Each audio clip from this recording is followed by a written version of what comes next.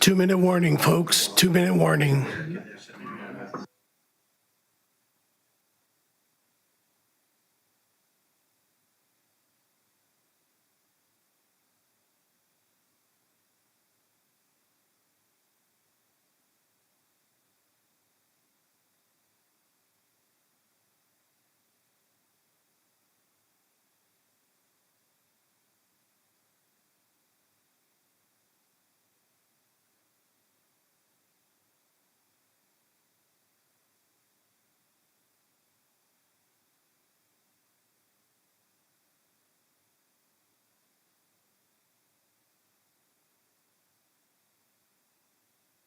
I'm just doing a mic check. I can't hear anything yet.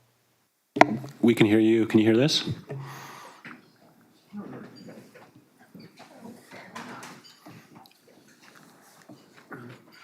Hello, Julie. We can hear you.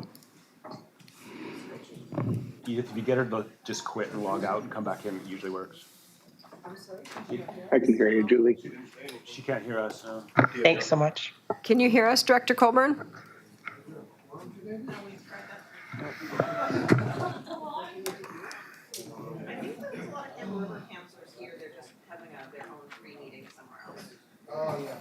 Hey, Michael, I was out with a firefighter, works for the provincial firefighting crew.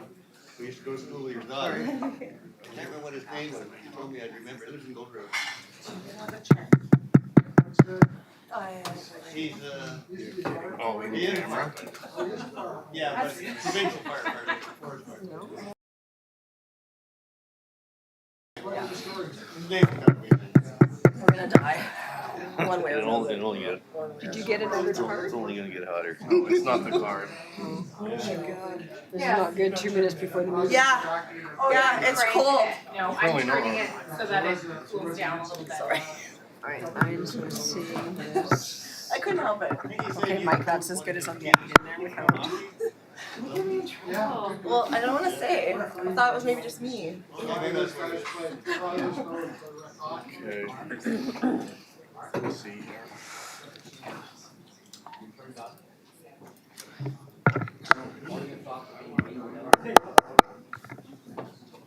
I feel like Tommy says he was turned on.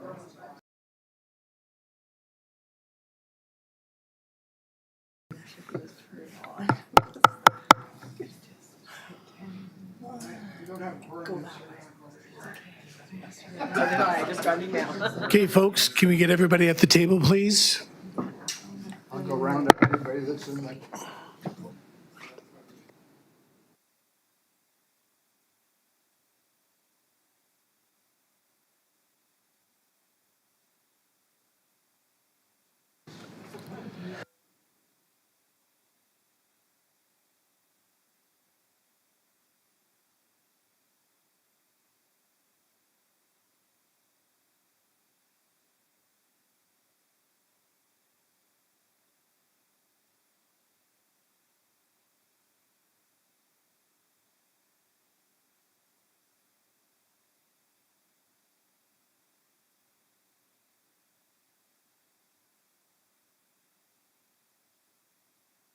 Okay, we're having some technical difficulties, so we're going to be a couple of seconds here.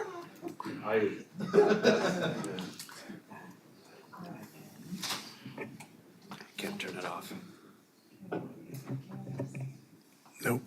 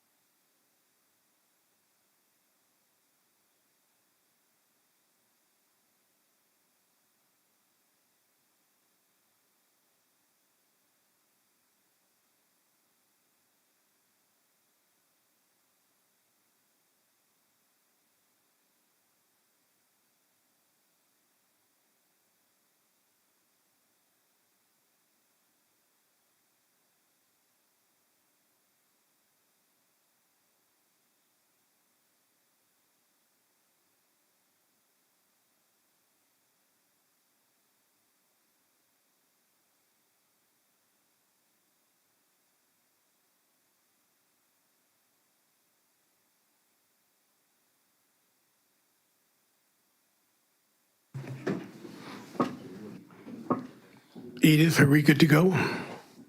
Not yet, Not yet?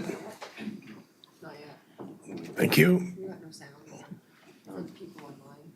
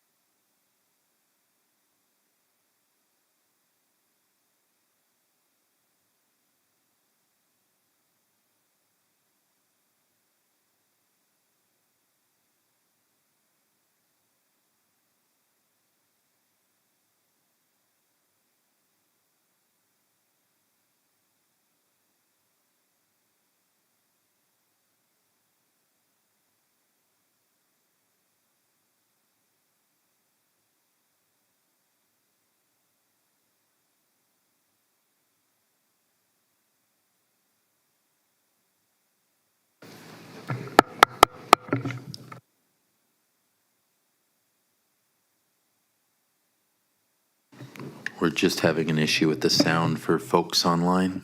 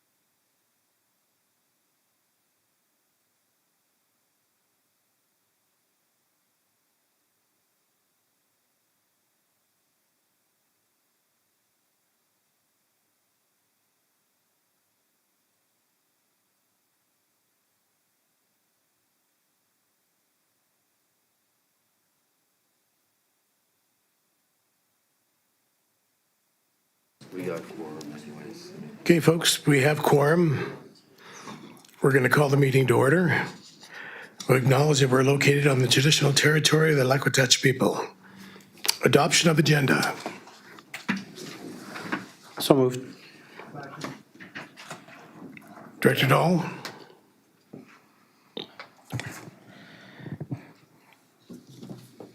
I'd like to, under new business, request a report on the procedures bylaw be prepared with options for amending the reconsideration motion language.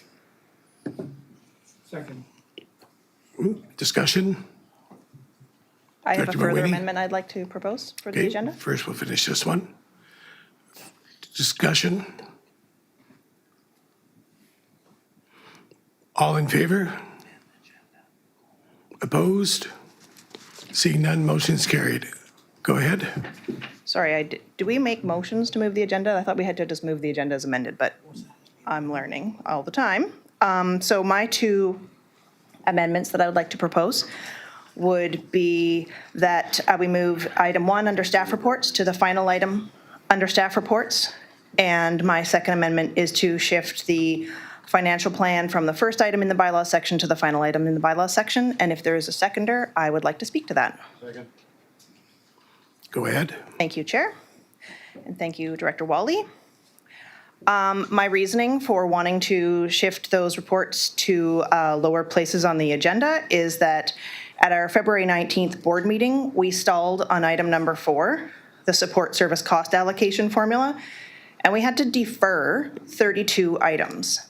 This had an effect on many things, from applications to building an outbuilding, to important communications with Area D residents, and to legal administration regarding Connected Coast.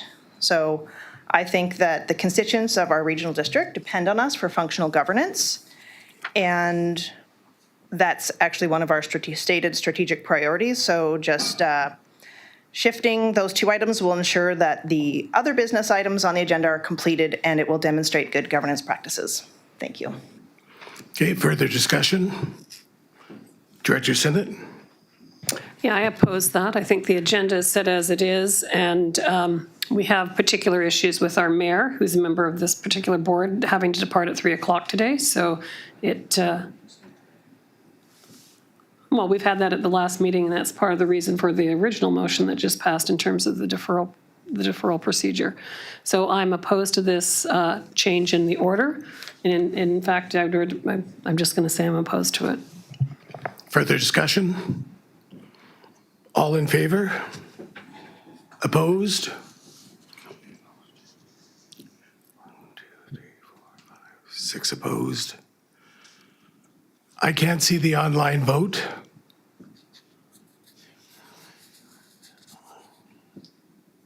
There isn't anybody online. They're trying to get access. Okay. 6 opposed out of 12 present. So that would fail. So the motion is defeated. It's a tie vote. Okay, Director Chapman. Thank you, Chair. I propose a motion to amend the agenda and after delegations for the board to go in camera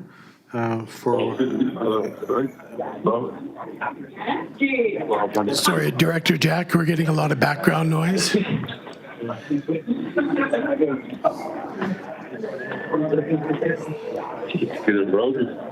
So for the directors online, please mute.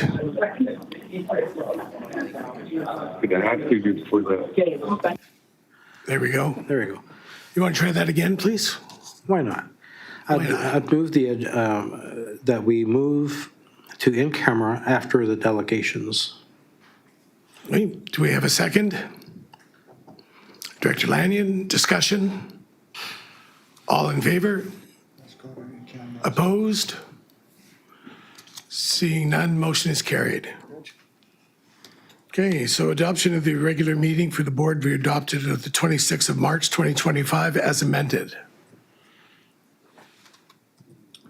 Do I have a second? Director Chapman? Discussion? All in favor? Opposed? Seeing none, motion is carried. Petition and delegations, Shirley Turner from Surge Narrow Community Association will make a presentation. Good afternoon, thank you for coming. For delegations, you have 10 minutes, ma'am. Good afternoon. My name is Shirley Turner. I'm the chairperson of Surge Narrows Community Association, which represents the Outer Islanders.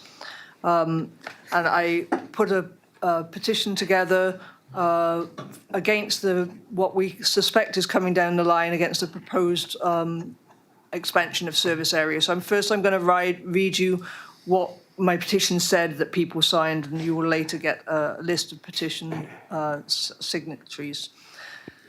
I've been a property owner in Area C for many years. Throughout this time, I've never found the need to use the facilities of Strathcona Gardens, including its pool. Living on an island like Quadra provides me with ample opportunities for exercise and recreation throughout the year without the extra time, commitment, and expense of taking a ferry with my vehicle to access a recreational facility. The proposal to include Area C residents in servicing the debt and operating costs for Strathcona Gardens through increased property tax is not only unfair but also impractical. It places an unnecessary financial burden on us who rarely or never use these facilities. According to data from BC Assessment, there are approximately 2,000 properties in Area C. This means that hundreds of families, including many seniors, could be affected by this tax increase. I should say proposed tax increase. This decision would disproportionately impact us whilst benefiting those who regularly use these facilities but do not reside within our area. We understand that public amenities like Strathcona Gardens need funding for maintenance and improvement. However, it should be done equitably and not disproportionately burden those who do not directly benefit from them. Further, citizens of Area D and the City of Campbell River were given the choice to vote on 3 renovation options. The most expensive option was chosen. No one else from the board was allowed to vote, and jurisdictionally speaking, that is correct. But this is a key point. Only the tax-paying participants were involved in the decision, and Area C was not given a vote in the process. We hear the SRD is now considering a service area expansion to include Area C. This is unfair and unconstitutional since we had no vote in the original proposal and will disproportionately affect our property taxes for a service we rarely, if ever, use.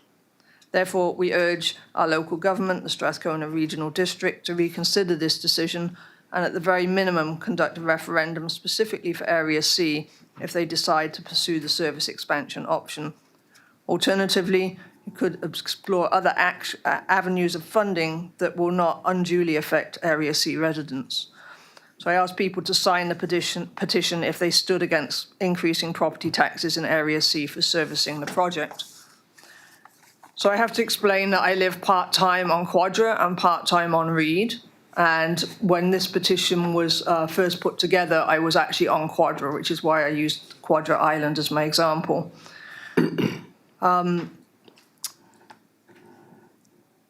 There are 484 signatories and comments, and they will be provided to you. They're from the Outer Islanders and their allies. The petition, as I mentioned, was started at the end of the fall in 2023, when the issue first came to our attention. And we used an e-petition because our residents are widely scattered and hampered by the weather and transport issues from signing a centrally located paper petition. I do believe another one of those is coming sooner or later to you. Additionally, about half of our residents are part-time and unable to sign a petition in person. So it was hosted by change.org. So I apologize for an e-petition, but it seemed to suit us best. So just to give you some perspective, in order to be here for this meeting, from Reed, I would have to leave home by 9 o'clock in the morning.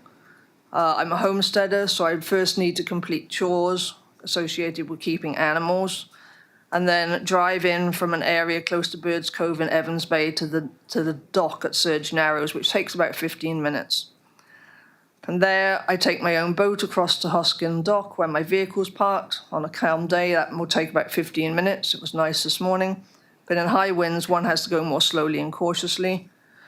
I like to leave an hour to cross Quadra to allow for traffic delays and potential issues with the road in bad weather, which can involve fallen trees, for example.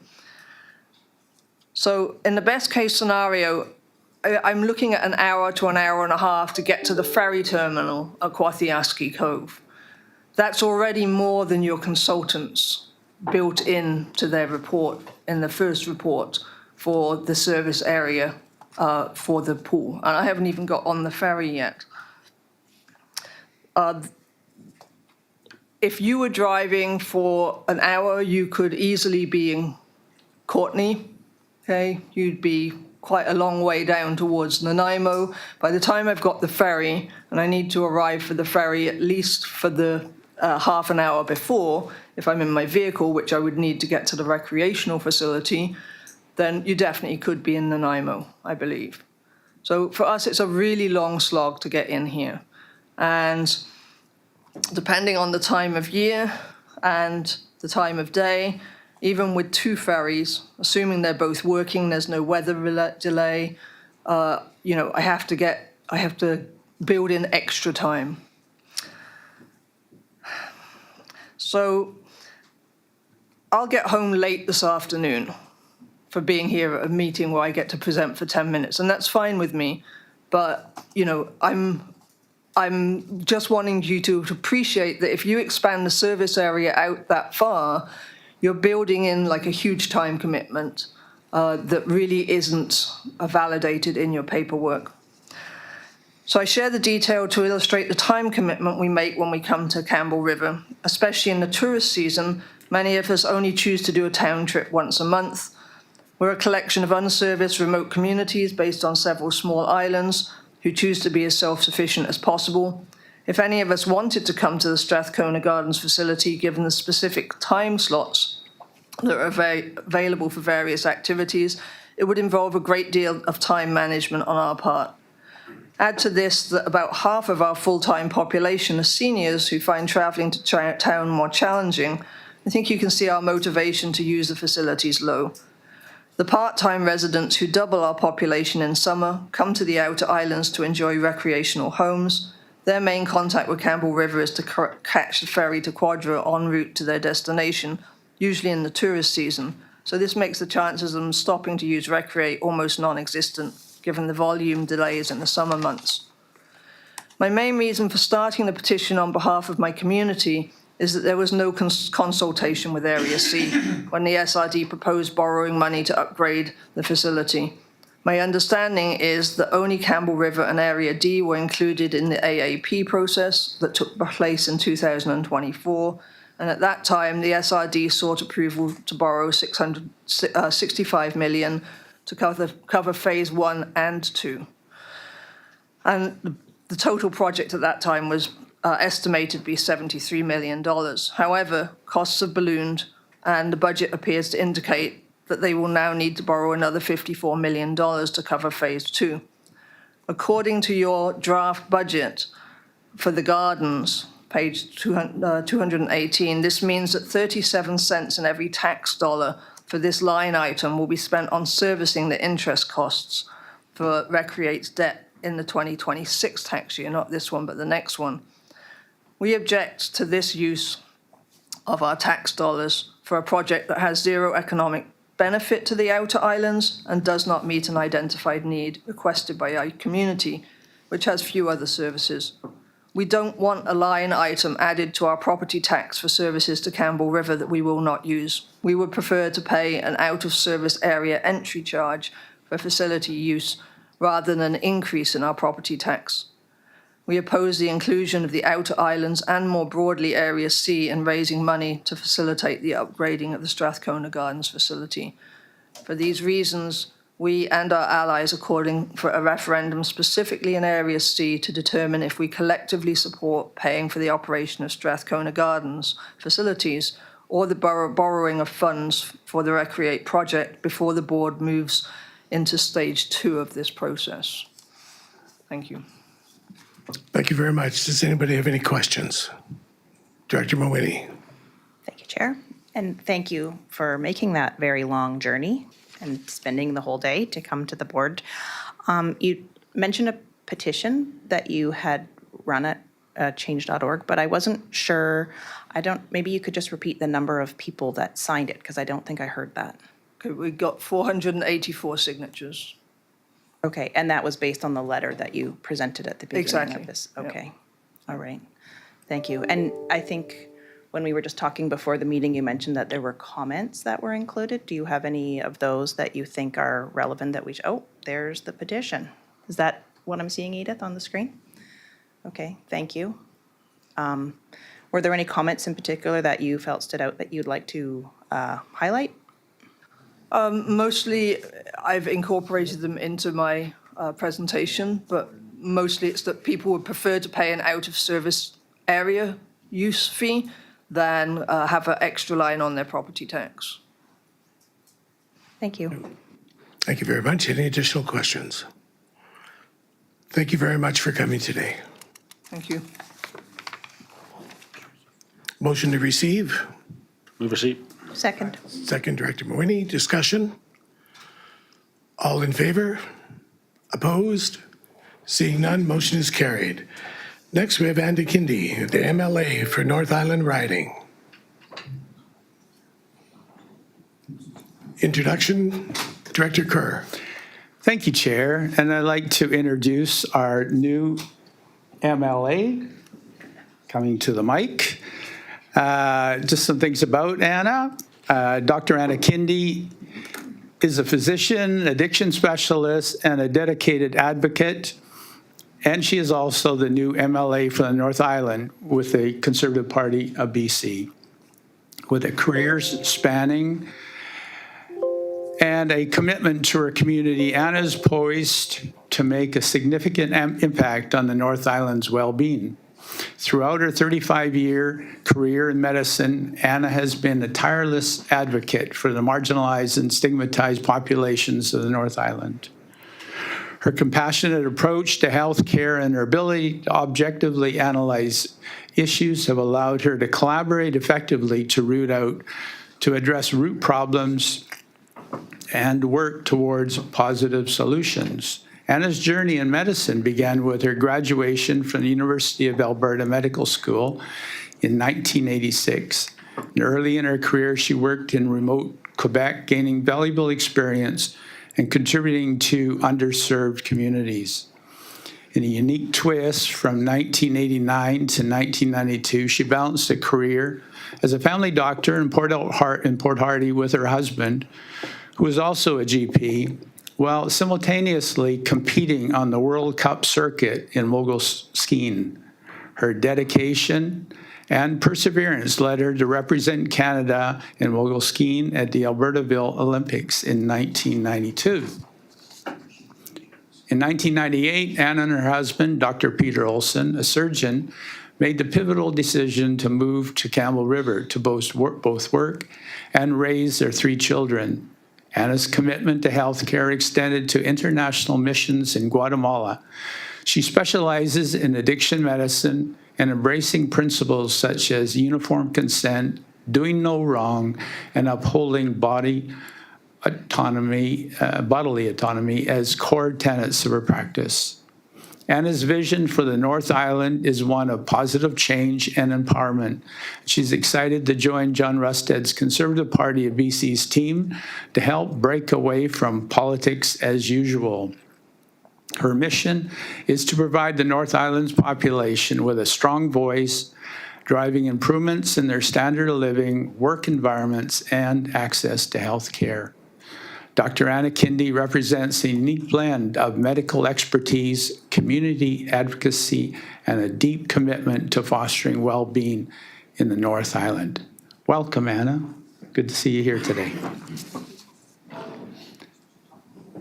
Push it back. On the front. Okay. Well, thank you very much for the invite, and it was actually interesting to listen to your perspective. So I think, part of the reason I'm here is to actually, learn how things are run. I'm not going to pretend I know everything, which is far from it.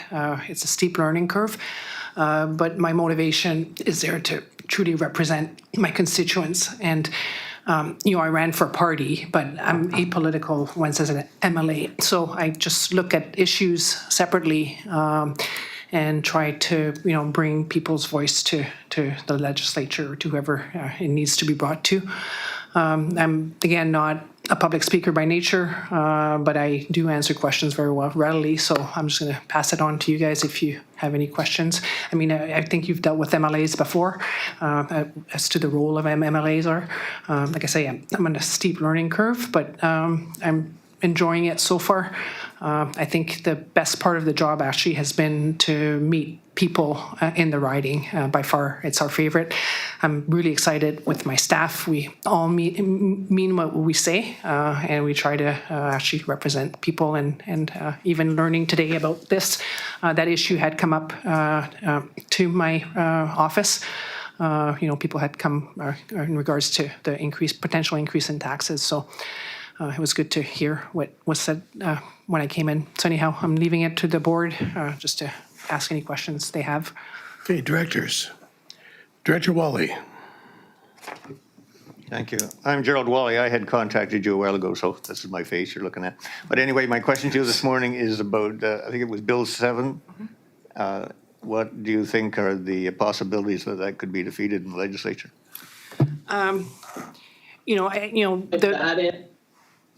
Do I press again? No. Okay.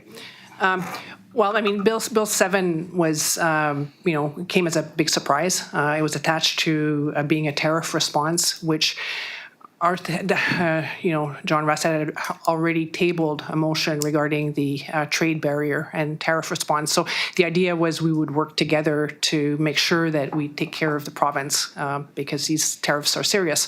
But what came with the bill was basically a huge power grab by the government that could override the legislature. So it basically gave the government executive power to, pass bills or whatever they want. For example, for municipalities, they could, override a municipality and increase taxes.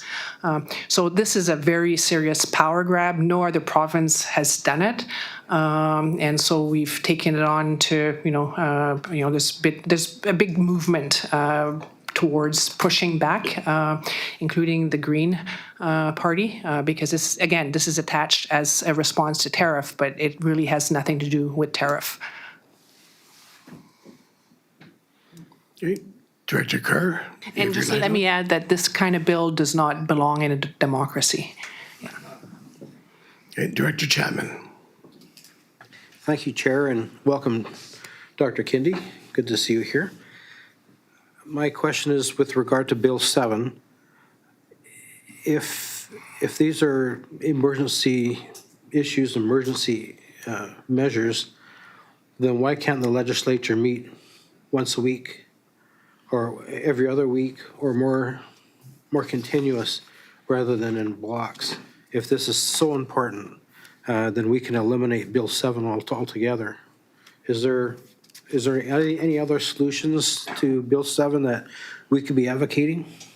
Well, I think right now, I mean, this is again new to me, that Ledge hadn't been sitting for 9 months, which is unprecedented. So our first sitting was starting in January. Bills are tabled, for example, private members' bill from both sides, and they actually have been, some from our sides have passed the first reading. So normally what happens is you vote on a bill in regards to, is it improving the situation in British Columbia? For example, if something is passed regarding healthcare by the sitting government, and I feel that it's actually, a good bill, I will vote for it. That's how democracy works. And because the tariffs are such a serious issue, meaning that we're already in a position, in terms of, I would call it, in not a good financial position as a province, and there are many people struggling with affordability crisis. We don't need to add to that. So we would, obviously support a bill that would make it easier for people to, to afford things, or that would actually make things work better in BC. So this is sort of an apolitical situation. The tariffs are hurting everyone, and we need to make sure as a province we deal with it adequately. We don't need, a government to actually remove the right of democracy to pass things, because we work as a team. It's a democracy, right? Okay. Director Sinnott? Yes, thank you, Chair, and thank you for showing up today, MLA Kindy. My question is, in terms of assisting the regional district when it's doing procurement, and if there's any new proposals per the province, it's mostly going to be from the federal government. Do you have a way to guide our staff in terms of getting information that certain proposed reactions are going to cause increased costs for local government? Is there a portal, or just contact your office and then you will help guide staff? Well, again, I'm sort of new to this job, and people don't realize, and I'm going to pass it on here. I mean, we've got 1.5 staff here as MLAs, right? So we're dealing with many issues, but we definitely anything is the idea is to find out and guide people to a solution, right? So if a proposal seems like a proposal that needs to happen, how do we go about it, making sure that it happens? If a proposal seems to not be an improvement on the situation on the ground for the constituents, then how do we prevent this from happening, right? So I think you have to look at every thing that's proposed as to how will it impact, and then guide people. And the good thing is we do have excellent, sort of, I would call it, research staff at the Ledge that help us, guide us which ministry we need to approach. And I often pass it back to the people, saying that first of all, this is the ministry you need to approach. Approach the ministry with a copy to us. And if there's no response, then we're on it. And so far, it's worked quite well, actually, to be honest. Director Kerr. Thank you, Chair. And thank you for bringing up Bill 7. Just in terms of timetable, whereabouts is it right now? Is it being introduced?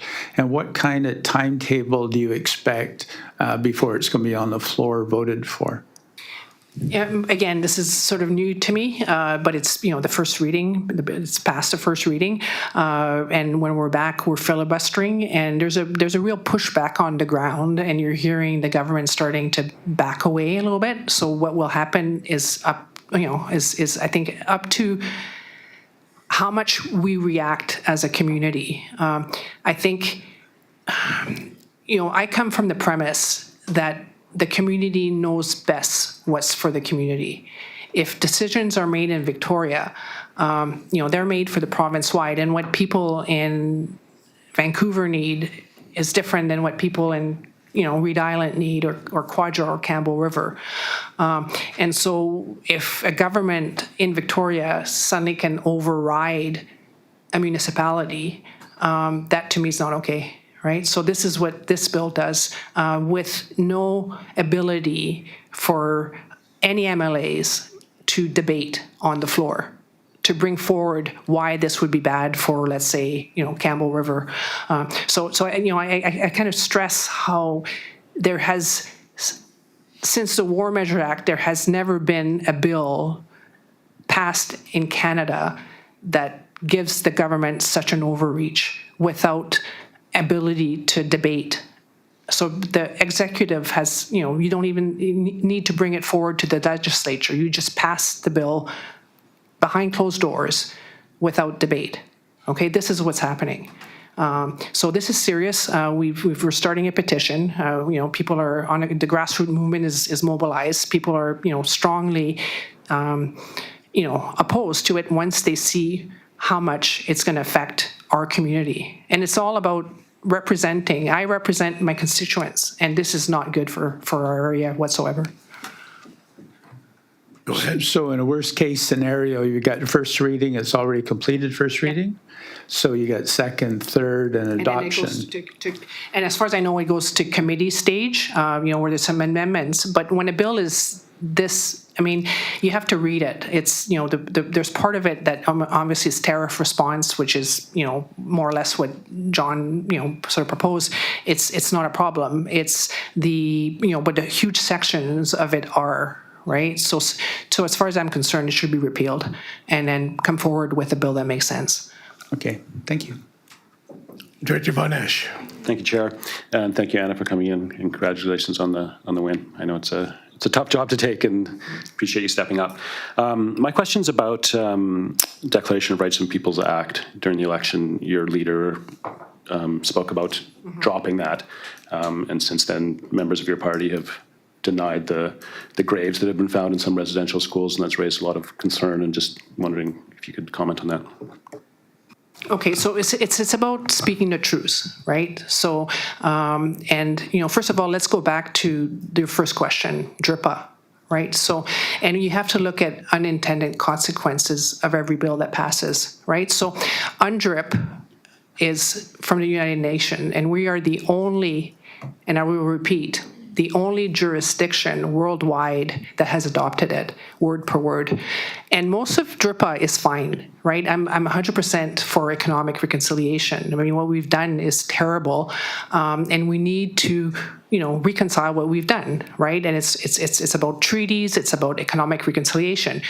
What DRIPA does, okay, is that it basically, if you look at Section 26, and I'll encourage you, rather than just talking about DRIPA, I will encourage you to, and I don't have it in front of me right now, but I will encourage you to look at Section 26, okay, which basically, there's a question of what will be private property rights of every British Columbian, okay, that the entire, every aspect, right, will, of Crown land will no longer be, will be under the jurisdiction of 4% of the population potentially to make decisions. And I am of the opinion that we all have equal rights. We are all Canadian.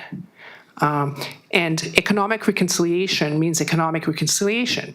For example, what we need to do is make sure that we lift First Nations out of poverty. And in this region, what that means is support industries that are lifting them out of poverty. I'm an addiction doctor, all right? If you look at the GNN Nation, they had 10 or 11 overdose and suicide in a 2-month period in 2024. Okay, so this is urgent. So I don't talk semantics. I look at a bill and look at all of it. And the issue is Section 26, which is in a democracy and we're an egalitarian, equal society.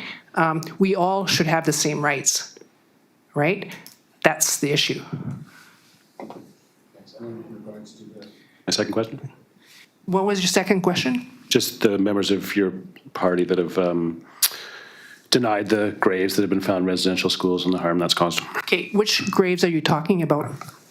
Well, I don't have the specific, you're not aware of the issue? No, you're asking me a question. So when you ask a question, you need to specify what graves you're talking about. I don't have the specifics of which graves, but it's been well Okay, so when you have the specifics, come back and talk to me. Okay, thank you. The specifics are important, and this is where the truth comes in.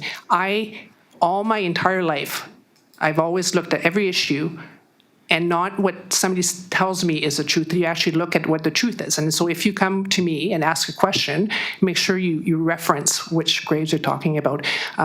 There are many First Nations that unfortunately died in residential schools. Okay, we can't deny that. Right? What we did was terrible. To take kids off their families and put them in residential school was not a good thing. We should never do that. That I don't deny. But come with specifics, please. Any additional questions? Go ahead, sir. Thank you, Chair. Welcome, Dr. Kidney. Thanks for coming out and meeting with us today. I really appreciate that. I'm also look forward to welcome you to Gold River as the mayor of Gold River. Thank you for accepting our invitation to come out Saturday to meet with our business leaders as well as our community leaders and to work with us and talk about how we can promote economic development within our region, as well as resolve some issues that are outstanding. So I really appreciate you coming out. Hope you've got some gravel with you. It might be rough weather out there, but we look forward to your visit and look forward to you helping us grow in our community. Yeah, and we have so much more in common than differences, right? And so this is where focusing on differences and trying to divide society doesn't work. We all want our communities to be prosperous. So thank you for that. Thank you. Any additional questions? Motion to receive. Move receipt. Okay, we have Director Lott second. Discussion? All in favor? Opposed? Seeing none, motion's carried. Thank you very much for coming today. Thank you. Okay, done? Good. Okay, we're going to move to bring the in-camera session now.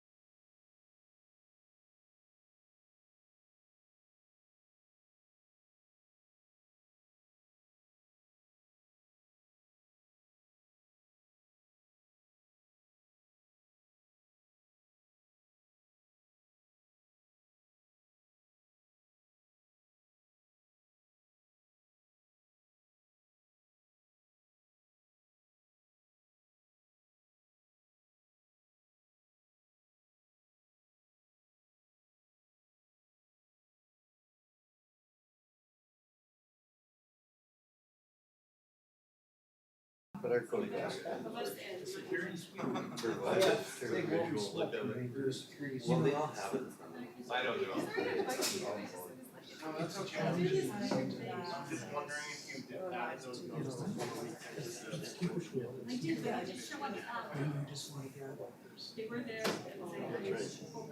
the job.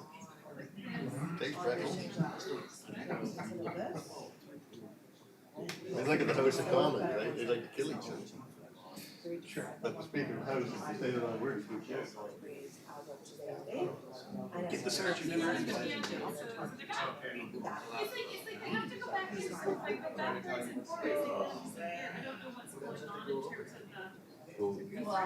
Then they could give us more. I mean, it says not to, but I mean, what? Okay, yeah, hopefully it stays. Yeah. What was that? Yeah, I'm not sure. It is also a little diagnosed. I was about to say it was me. Hopefully it stays. Let me know if you have issues. It wasn't me. I had your back. I don't know, Also, you were taller and more hair, all the things back then. I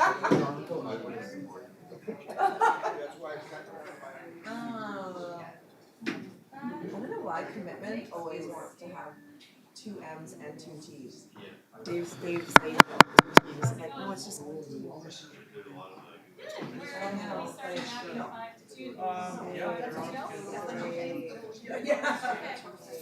Yeah, there's not at this stage.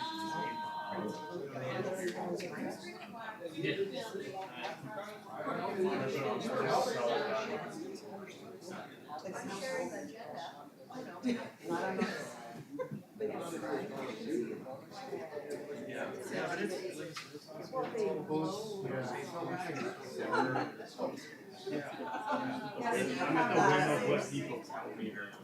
If he tells me it's wrong.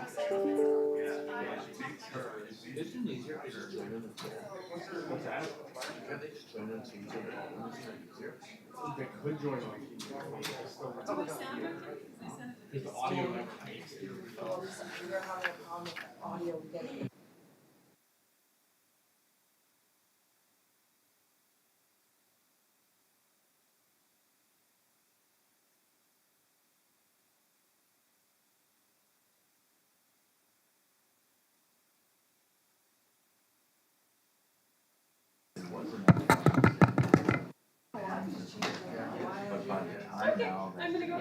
Amy, can you do me a favor? Can you go up to my laptop and see if you can hear my tapping?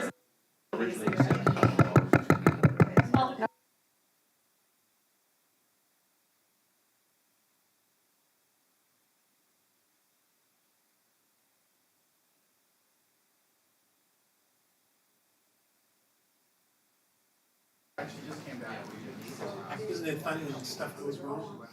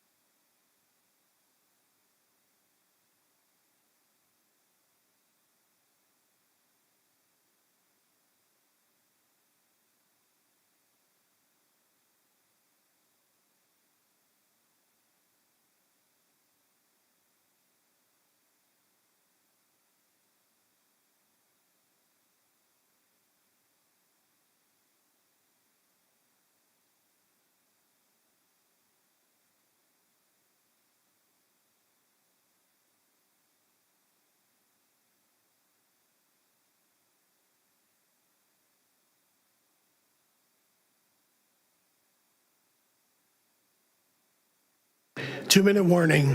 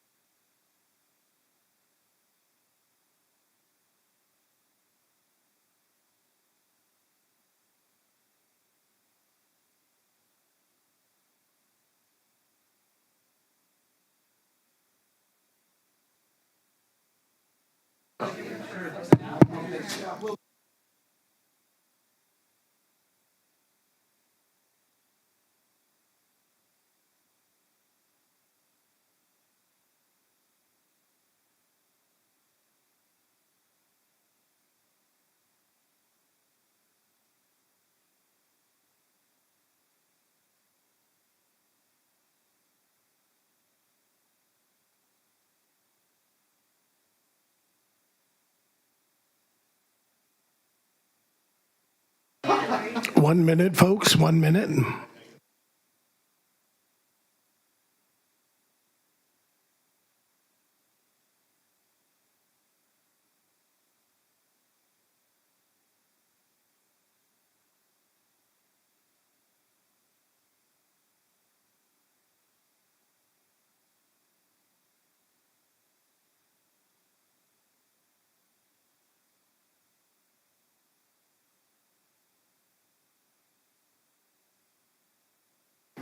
Okay, folks, you ready to go?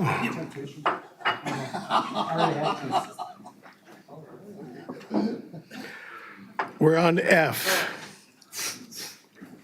Adoption of minutes, that the minutes of the regular regional board held on February 19th be adopted. Director Wally, Director Rice, discussion? All in favor? Opposed? Seeing none, motion's carried. Business arising, none. I have an item. Go ahead. Well, just one of the few motions that we passed at the February meeting was to defer the support service cost allocation to a committee of the whole. And we still don't have that meeting scheduled. So I'm just checking in. I don't think we've had a committee of the whole meeting yet this year, so we haven't had a chance to elect a chair. I'm just curious about that. If there's an update from staff? Mr. Yates or CAO? I can answer that. Attempt to make a committee of the whole meeting in March, connecting with the chair and the directors. We couldn't get certainty on quorum, so we didn't schedule a meeting. So we don't have a committee of the whole scheduled meeting. If we want to attempt to have one in April, May, June, absolutely we can do that. But in March, I wasn't certain I could get quorum based on communication from directors, so we didn't have one. Director Wally. Yeah, so on that point, the motion by the board to hold one still would stand. So can we set one up? Can you poll the board by email and see what days are available for what directors? Yeah, absolutely, yeah. Well, let's do that. Thank you. Okay. Any other new business? Or business arising, pardon me, which wasn't? Public considerations, none. Notice of motion, none. Chair's report, none. City calendar, committee chair's report. Director Senate. I'll make a motion that the draft minutes of the regular meeting of the Strathcona Gardens Commission held on February 19th, 2025 be received. Second. Second is Director Chapman. Discussion? All in favor? Opposed? Seeing none, motion is carried. Director Sinnott. Yeah, I'll make a motion that the draft minutes of the inaugural meeting of the Kelsey Center Review Committee held on February 19th, 2025 be received. Second. Director Chapman, discussion. All in favor? Opposed? Seeing none, motion is carried. Director Dahl. I'll step in that the draft minutes of the inaugural meeting of the Natural Resources Committee held on February 24th, 2025 be received. Second. Director Chapman, discussion. All in favor?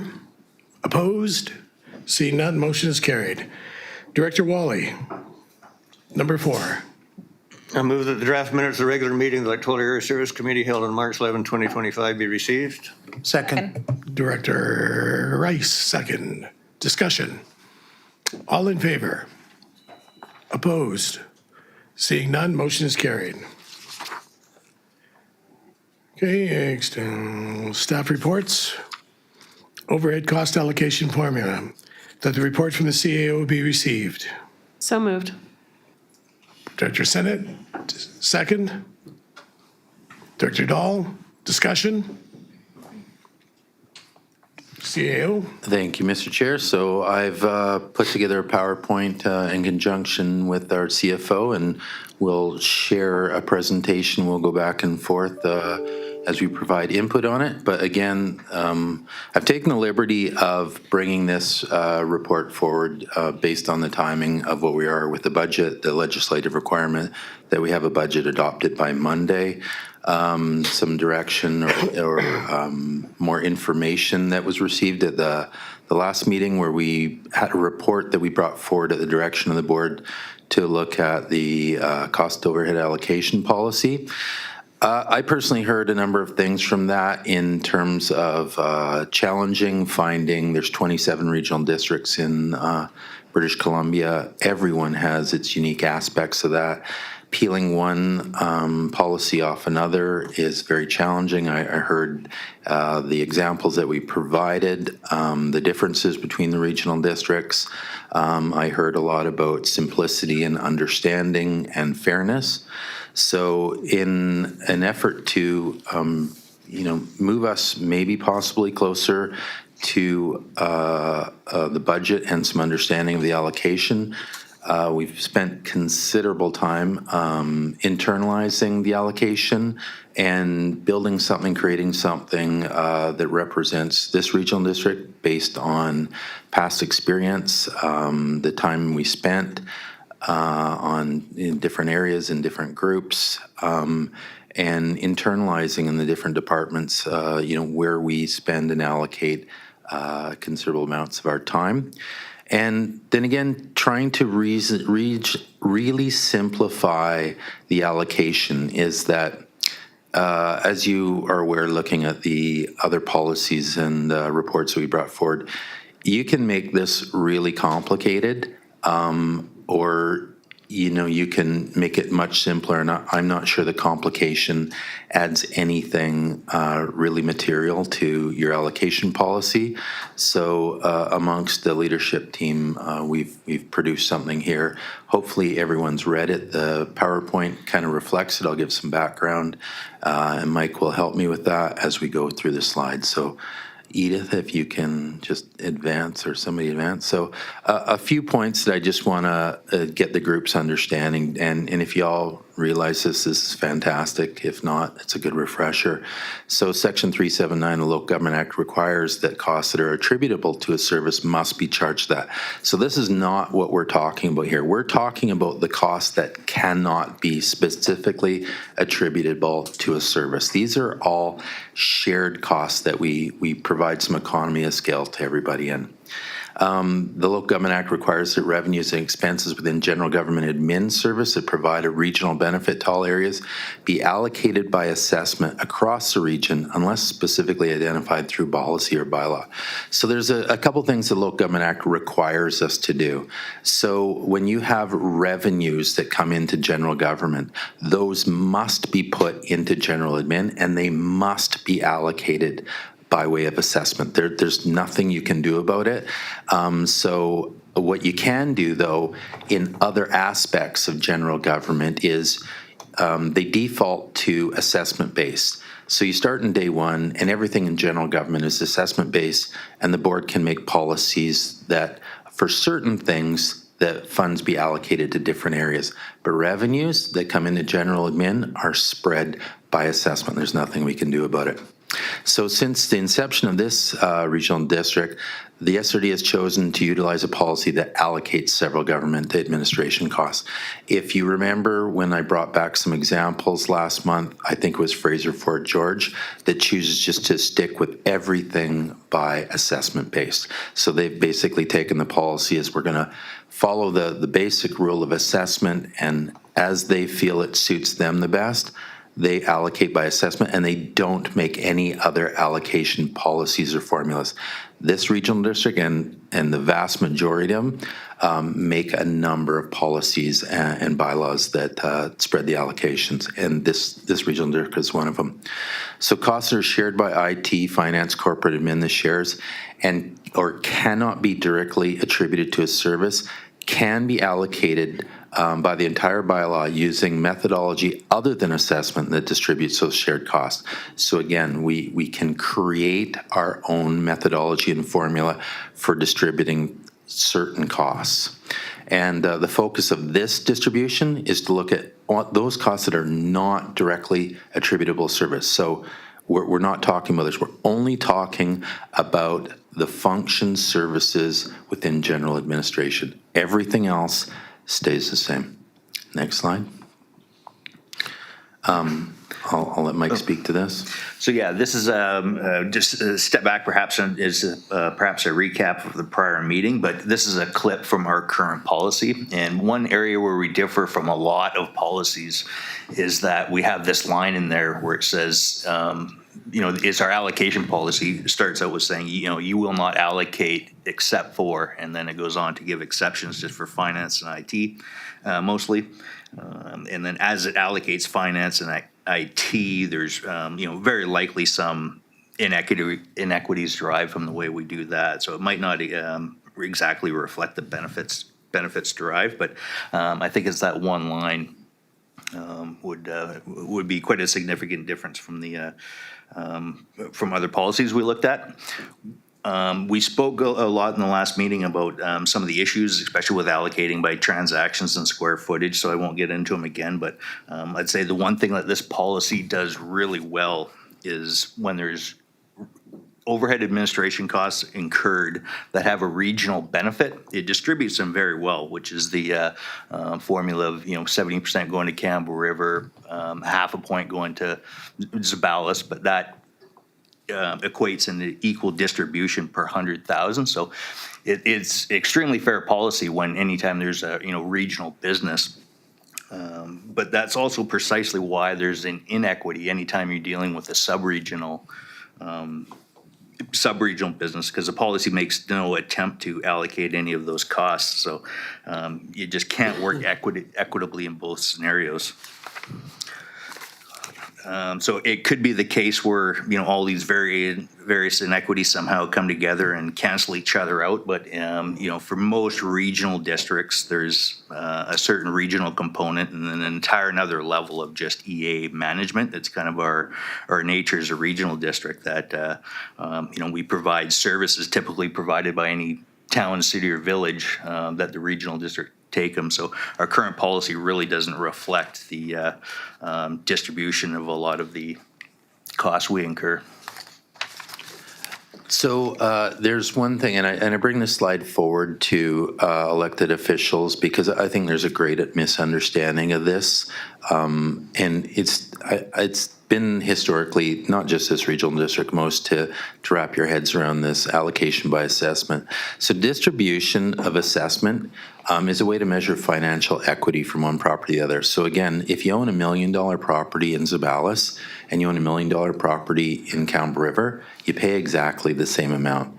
The real difference about assessments is because you look at Campbell River right now, if we look at general government and a regional function, they pay 70.1%. That is really just a reflection of there's a ton more homes in Campbell River than there is in Zeballos, but there is equity. So when you want to measure equity across the region, assessment, the Local Government Act instructs you to do that, and that measures equal equity, but it has no reflection on the use or measurement of resources. So when we're looking at regional functions, the default is to general government and it splits it out evenly. And the only reason you see a difference if you go 70.1 to Campbell River, 1.5 to Gold River is there's that many more homes in Campbell River than Gold River, but the equity is equal. Next slide. So here's what we've attempted to do in the allocation policy in general administration.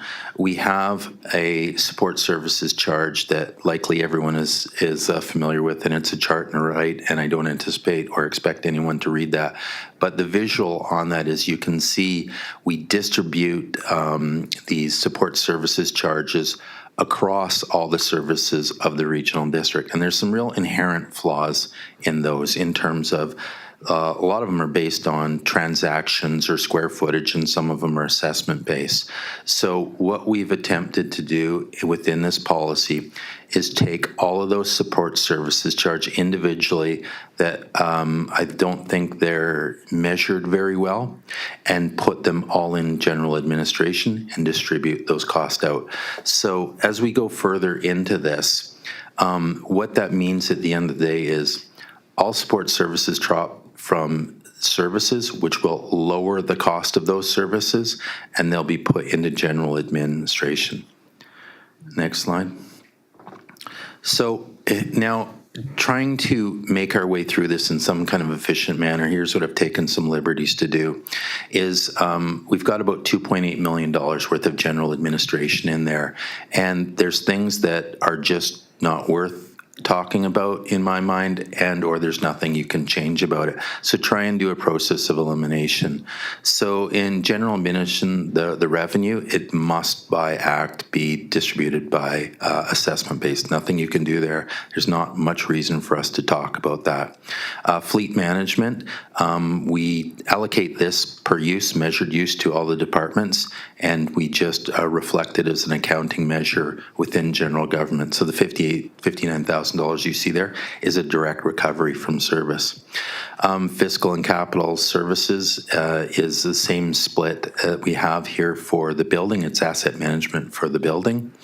My lines have been changed. Somebody changed them, but regional fire administration, I think somebody moved that line. It should be in there, crossed out, because regional administration is actually, now the board asked that service to be included in general government or general administration instead of a standalone service. So it bloats the number, but actual regional fire administration is a regional service that cannot be measured any closer than it is, in the fact that we have an allocation by assessment, and then we double down on that in our contract with Campbell River Fire. We required that the service received by each area, I'll just use Campbell River for example, receives exactly what they pay, so 70%. So when you're looking at fire administration within this, the $350,000, that is an allocation that is recovered and recovered through contract and dictated through there. So in my mind, there's not really a whole lot to talk about in there. Next slide. So again, my hope is, and feel free to interrupt me as we go along, I don't know if you can all read this, but all these, I've just taken these graphs out of the report so you have them. Again, general administration, that's revenue. It must be distributed through assessment based, and that's what we've done, and there's not anything you can do about it. Next slide. Regional fire, I just explained that. Again, it's through assessment based.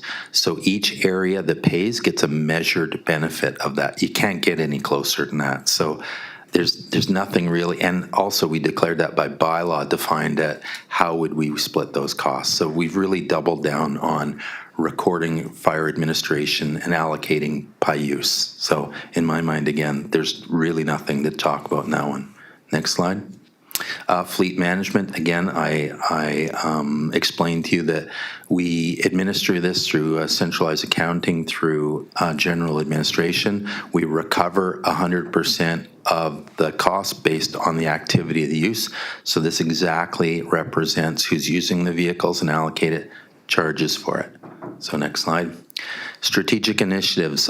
This service provides the strategic initiatives for the board with a focus on First Nations, corporate communications, the Accessibility Act requirement, and it provides a regional benefit to all the areas that cannot be measured in any other way.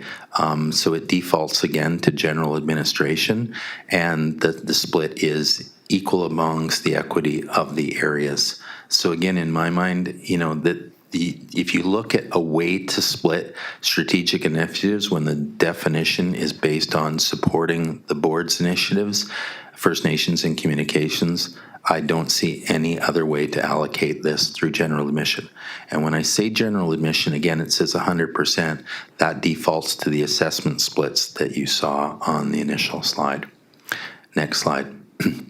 So now we start getting into the meat of our division of our allocation policy. So again, hopefully everyone's read this. This function supports board committee meetings, legislative services, elections, records management, legal consulting, advertising, CO, corporate officer, and corporate staff. So internally, again, what's represented on here, they may be 4 simple numbers, but we have spent considerable amount of time using past experience, the measurement tools that we have, and the activity that we have that come up with a division of which we feel represents a measured use of resources throughout the 4 areas. And in these, again, we've juggled them all and kind of put a summary of what that change in allocation means. Next slide. Financial services. So this is Mike's team, and it again provides all the financial responsibility managing the SRD assets, stability of the organization, financial plans, reports, controls, policies, grant management, investments, purchasing, billing, accounts receivable, and obviously the financial services provides a benefit to all areas in the regional district. But what we can do is internalize the efforts that we spend on those and break them down through the functions and distribute those allocations as per what we feel are appropriate measures of the time and resources that we put into those. Next slide. IT, again, we can all relate to IT as it supports, everything we and staff and the operations do amongst general admin, electoral areas, and Strathcona Gardens. This is, again, another measure internally of how we allocate IT resources in there. And so if you see, or if you have question, for example, we say on this that we have 70% general admin and we didn't have any to EA or municipal admin, it's because when it goes into general admin, there is an assessment based on there. So you can say to yourself, that's an equity split. And then we say, okay, well, beyond that equity split, is there an aspect of the regional district or an area that uses a measurable amount of that?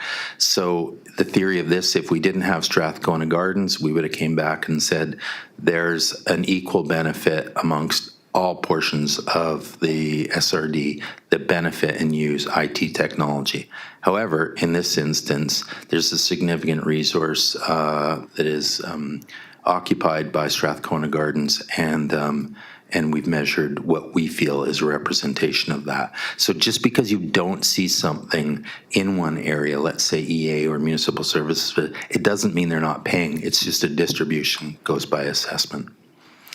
Next slide. Human resources. This is one of, we would say, the easier ones to measure in terms of effort. We have one HR manager here. It's responsible for all things, related to HR benefits, legal, health and safety, so on and so forth. And it was, I would say, one of the easier functions to measure where resources are applied to. For example, EA administration. I mean, there is an aspect of every regional district that has planning, parks, bylaw, building inspections that is solely for the support of electoral areas, and it's not that difficult to measure that. As well as Strathcona Gardens, we have over 100 employees there. It takes a significant portion of HR's time, and our internal measurements and allocations are represented in this. Next slide.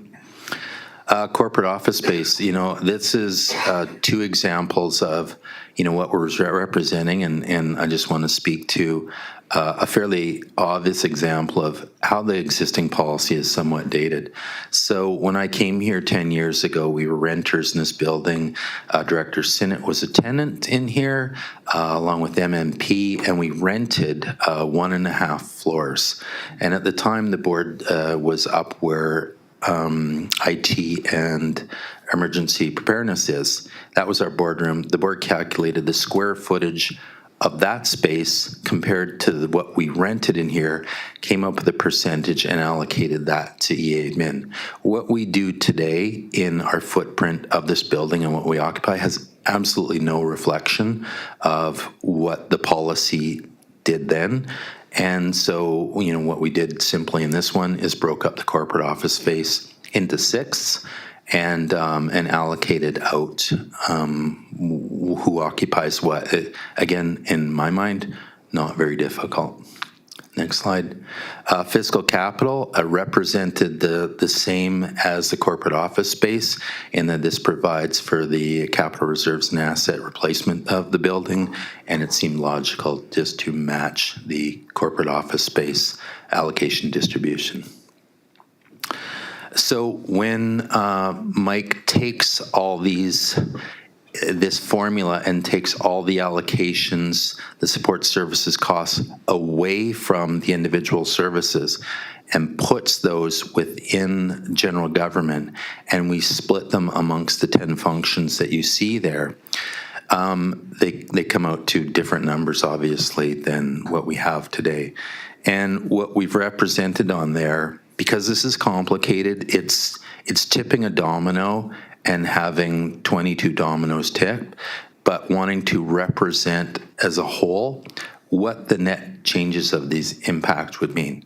So in the gray area, if you read along the lines, that's the net benefit or additional cost to areas. And then at the bottom of the line, what that represents, again, because we like to default to cost change per home. So, but there's more to that as well for the EAs, because let's say, for example, we've identified, again, the average cost per home impact to Area A would be $62. If we advance to the next slide. Yeah, thank you, this is good order. So in Area A, again, because we know we cannot give a number for what every home is, because every home is different. You have managed forest, you have commercial industrial lands there. But for example, in Area A, when we have advertised, if you will, throughout the report that the net impact per home in Area A is $62, because we've removed the allocations to the individual services, support services cost, those costs and those services go down. So for example, it's not an exact match, but in Area A, the majority of residents in Area A are going to also be paying garbage fees. It's not an exact match, but it's in the 90%, my guess is. So when we represent $62 going up, those folks in the garbage fees, which is almost everybody, reduces $37. So the net impact truly is $25 in Area A of everything you see in there. Same with Area B. I think the garbage collection fees in Area B matches pretty close to the majority of the service area. So although we represented as a $63 increase to all those homes in the garbage, their garbage fees would go down $26. So you're looking at $34, $35 net. Something similar in Area C, of those in the sewer. those folks in the sewer areas would actually see their net costs go down. And every home, virtually every home would also see a $10 reduction of the 108 of overall net, what we've represented. Area D, a little more unique and closer to the $64 home. So when we talk about a change in the policy of what we've provided here, we've gone through the services, taken the allocations, simplified them, tried to use a measure effect to them, and redistribute those costs and show you how they're reflected here and what the impact is to home. Next slide. I'll give it to Mike. Yeah, so as Dave alluded, the cost on the last slide per home is just the tax impact that for the entire area. That didn't factor in the user fees. So if you add in the user fees and a couple other things, you get to the 120,000 that the overall taxes will have to go up. And that's just a matter of switching, like I say, from a taxation basis, and it would lower user fees, but those just weren't factored in. So essentially this proposed policy, if it was taken something like this form, it would take 2.2 million of the 2.8 and then push that out to the EA admin, municipal admin, Strathcona Gardens. There's already 1.6 being pushed out, so there's about 570,000 difference between there. And then there'd just be, like Dave said, there would be a increase to tax, then a possible reduction to user fee or a benefit seen either through user fees or a reduction in grants. So with Area B was a pretty good example for their garbage service. So during the budget, we talked about they had a reduction in some income.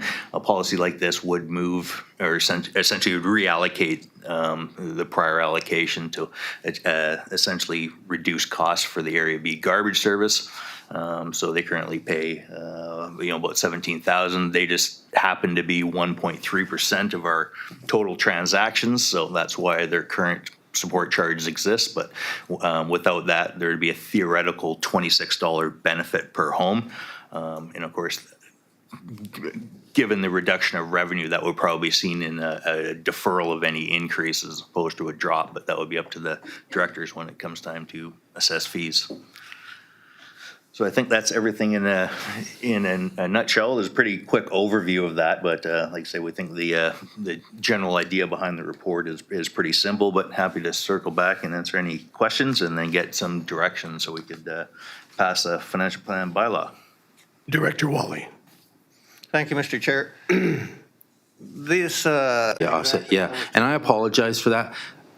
Nobody needs to, cry us a river here, but myself, Mike, and Tom spent an enormous amount of time on that, and I'm sure, we haven't given every detail. And late last night, Mike and I introduced that. I was talking to Director Mawhinney, and, I wanted to make sure that, because there's just so many different dominoes, and I thought last night that might have an impact. If you look at the 62 and you go, oh gosh, but then if I say your 26 credit, maybe that has an impact on you. Yeah, that does have a major impact, and it might change my mind, so I'd take just a few minutes to discuss it with the others. Okay, I don't see an issue with that. So we'll take, you said 5 minutes? Thank you. Okay. 5-minute recess, folks.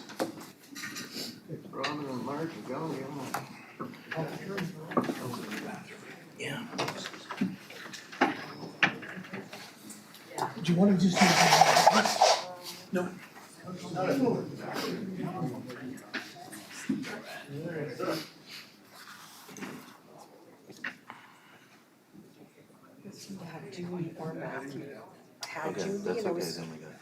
Okay.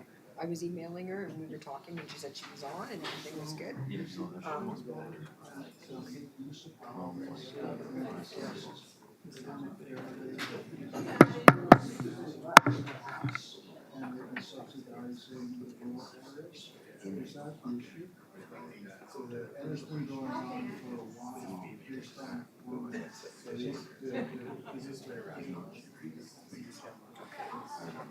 So I'll wait until I'm told to bring that up.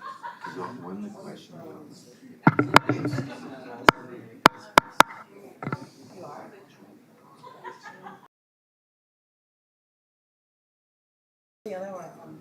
You're always at limit. Well, that's the technology thing, you know, it's kind of spotty. And they've always. Yeah. And we're not the only ones. Everywhere I go. Yep.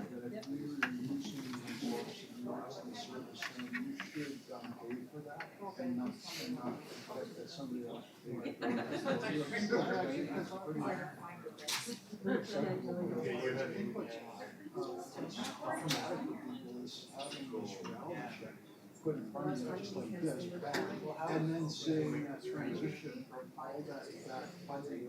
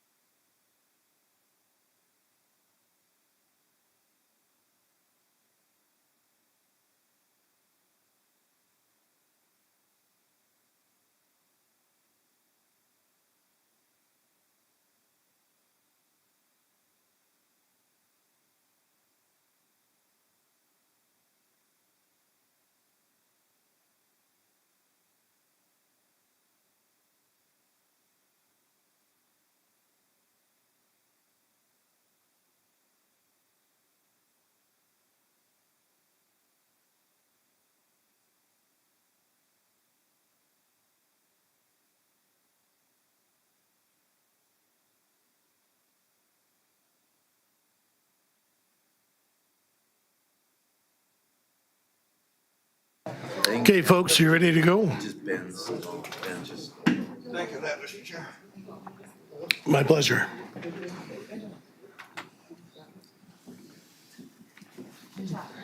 I thought you were insulting him more. He's a glutton for punishment.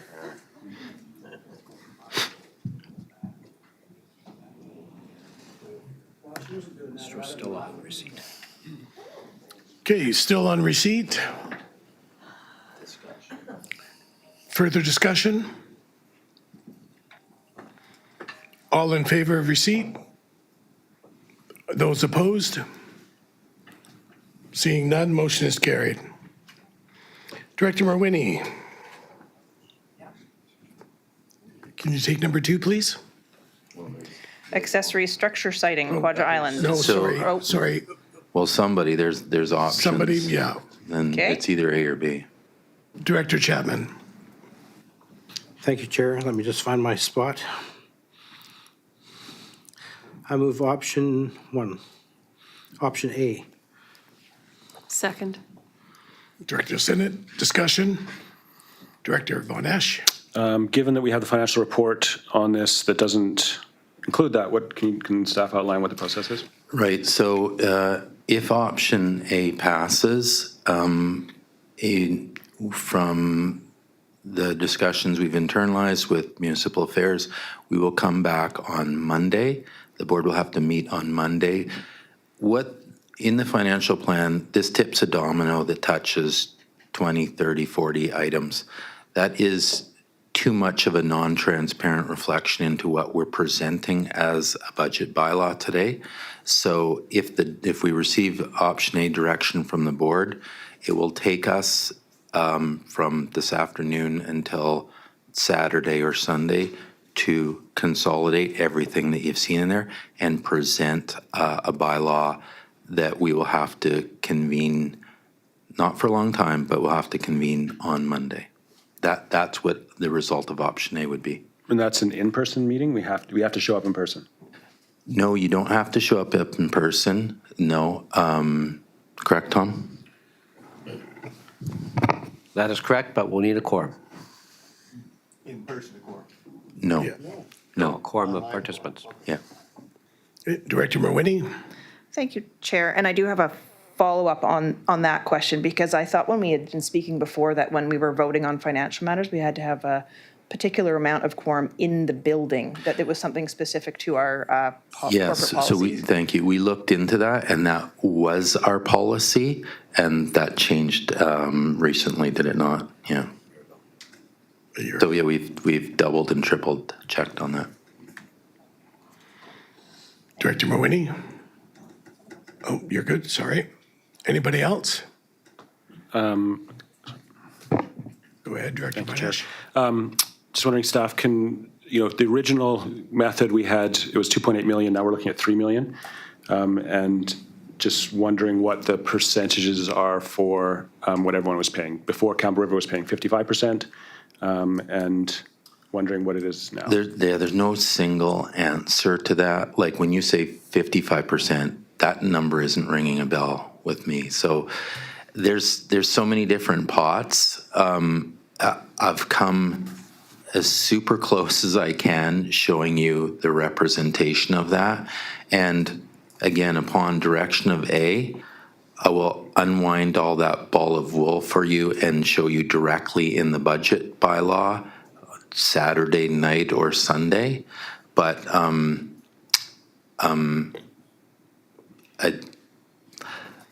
there's just not one answer. There's not 55 or 61 or 72. One thing's for certain I can tell you. So when you look at general admin, if it's an assessment based, it's the 70 and 30. That will never change no matter what. But then there's mixes within different, whatever, it's a shared service. But if you're thinking in terms of assessment base, it stays 70-30 on items like those. Does that answer your question or not? Not really. The original report had 2.8 million total. Campbell River was paying 1.6 million. So that's 55%. So I'm just Yeah, it doesn't work that way. Yeah, I know what you're saying. There isn't a linear equation for that. Yeah. Director Wally. Yeah, I just want to let the board know that the information we received today that we didn't have before when reading the reports has kind of changed my opinion, and perhaps some of the other electoral directors as well, that we're going to support this. It hurts, but we're going to support it. Director Rice, you had your hand up? Microphone, I'll please. reserve my comment for another day. Okay. Anyone else? Director Morwini? Thank you, Chair. I wanted to say thank you to staff for doing all this work, because we did discuss this for quite a long time at the last meeting. And one of the things that really came up through that discussion was that we needed an allocation formula that fit our unique regional district. And staff looks like they've really put in the work and done that work. So I just really want to say that I really appreciate that. And thank you, because I know that was probably a lot. And I do feel a little disappointed that we didn't have the opportunity to have this report and have this discussion at a committee of the whole meeting, which was what our board moved to do. So I just want to point that out. So on that note, again, presuming that option A passes, we will still need, that's direction for this financial plan. We'll still need a policy to reflect it, and it will be my intention to bring the concepts here into a policy and have a committee of the whole meeting in terms of we need to establish a policy moving forward for allocations. And if I may follow up on that, Chair, I think in your remarks earlier when you were going through the slideshow that you mentioned that some have a bylaw. Is there cost allocation bylaws that happen in some regional districts? No, when I mentioned bylaws, so let's say by bylaw in regional fire, we have a bylaw that allocates by assessment. So the board has doubled down and said, thou shalt distribute by assessment in there. So no, the policy is just a policy, but that's what I meant by the bylaw. Okay, thanks. And I guess my final comment would be that as Area C residents, it definitely seems like we are drawing the short straw on this policy with the largest increase for residents of Area C. You know, the decrease that will be seen by sewer users is really under 200 homes in the Q Cove area. And every other resident of Quadra Island is going to be receiving a $109 increase as a result of this. So it's a fairly challenging piece to take on with, 4 days before we're going to pass the financial plan. And we do a lot of public engagement, and we share out the financial plan, and it's advertised in papers and in social media, and none of this was included in that. So I just feel like the timing is a little off. Okay, we're going to call the question. On A, all in favor? Those opposed? One opposed? The motion is carried. Thank you. Mr. Chair, if I can make a comment though, so I saw 11 hands in favor. So what that means is when we get to the budget bylaw, we should defer that budget bylaw to We do have, we do have some input from the public, which the board may want to actually consider today. But other than that, we can consider that on Monday, can we not? it could be done, yes. So when we get to the budget bylaw, we are going to, what I just saw here, defer it to Monday. Do you have a question? Director Dahl? Well, I also wanted to thank staff since the motion is passed. I know that it's created a lot of work for staff, and on a tight timeline, it would have been better to have been able to start this months earlier, but that was not an option that we had at the time. So I wanted to thank staff for all of the work they've done and the stress that this has brought to them. And I'll leave it at that. Appreciate that. And comments from Director Moini, appreciate that as well. And I want to thank, my team here, incredible, a lot of stress. They put up with me for a month. That has been pleasant. And do me one more favor, when it gets to the bylaw, the budget, we agree that we're deferring this to Monday. And if you want to join virtually by Monday, I know it's last minute, but that's an option. But we want folks to participate in the meeting. You can come here. I don't have a time yet. I don't know, we can. 12:30 is normal? Whatever the board likes, whatever works for folks, but we'll make accommodation for that. So again, when it gets to the bylaw, defer to Monday, please. You're lucky I'm wide open. Thank goodness for that. Does 12:30 Monday work for everyone? Yes? Can I get a show of hands, please? You can still do that virtually, Chair? Yes. You can still do it virtually. 31st Monday? Perfect. Monday, 12:30 it is. Thank you, Director Colburn. Yep, she just joined me in. She just popped in there. Okay, moving on. Director Morwini, you're up. Item 2, accessory structure siting, Quadra Island. Move that the report from the Chief Administrative Officer be received. Discussion? All in favor? Opposed? Seeing none, motion is carried. B, I'll move that the board authorize staff to proceed with citing application QS15C24 on the basis of the correspondence received from the manager of the Open Bay Group of Tenants in Common.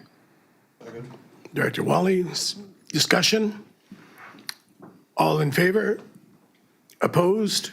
Seeing none, motion is carried. Director Rice. Thank you, Chair. I'd like to move item 3, environmentally sensitive area development permit DP 4D24, A, that the report from the Chief Administration Officer be received. Second. Director Wally, discussion? Director Rice. I'd like to move item B, that the environmentally sensitive area development permit DP 4D24 as presented in the staff report dated March 12, 2025 be approved, and that the corporate officer be authorized to issue the permit. Director Morwini, discussion? All in favor? Opposed? Seeing none, motion is carried. Director Wally, number 4. Request for frontage relief, electoral area A, that the report from the CEO be received. Director Lott, discussion? Director Sinnott. Do we have the owner name? I didn't see it in the report. Did you ask me a question? Oh, then I'm declaring a conflict for business reasons.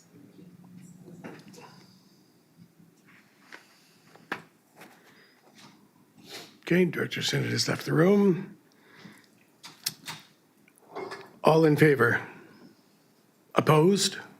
Seeing none, motion is carried. B, Further move that the board approve frontage relief for proposed lot 10 as shown on the plan of subdivision of southwest 1/4, the northwest 1/4, section 35, township 6, Sabre District, accepting plans 410181 and 41798 attached to the March 17, 2025 report for the CAO. Director Morwini got the second. Discussion? All in favor?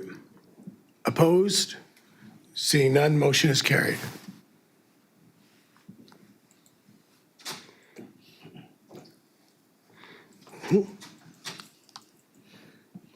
Community Health and Wellness Committee.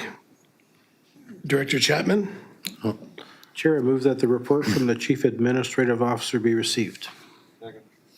Director Wally, discussion? Mr. Chair, just some background to this. The Community Health and Wellness Committee is the new revised version of the Community Health Network. The board, we have signed a contract with VIHA that supports a coordinator position, and the board instructed staff to come back with a terms reference that included membership identification in there, and we have some positions in there that we need the board to appoint and fill for the committee. Director Chapman? Still on receipt. Still on receipt. All in favor of receipt? Oh, you have a comment? Sorry, Director Morwini. Thank you, Chair. Are we discussing the terms of reference now, or is that in the next item? Not yet. No, just on Okay. receipt. Okay, sorry. Okay. All in favor? Opposed? Seeing none, motion is carried. B, Chair, I move that the board approve the attached terms of reference as the guiding document for the Community Health and Wellness Committee. Director Wally, discussion? Director Mawini. Thank you, Chair. So in the terms of reference, it states that the committee will oversee decision-making on community health and wellness initiatives throughout the region that will be led or co-led by the SRD. These decisions are endorsed by the committee, will then be directed to the regional board for resolution. So I have concern or feel cautious about this being identified as the process, and I do wonder if it's pushing us towards funding health, wellness, and safety initiatives, and if it could be accepting of downloading of administrative and implementation cost burden for these issues, which I believe are the wheelhouse of the provincial government. So I'm just wondering if staff could comment on the sorts of initiatives which they foresee being led by the Strathcona Regional District.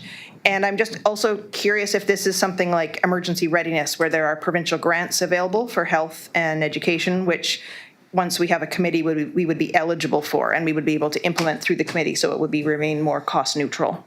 Sure, I'll let Aniko respond to this, but at a high level, the position is funded by Island Health, as well as some additional resources for that. So, and before I take too much of their runway, initiatives like the Just Like Home was something that came out of the Community Health Network.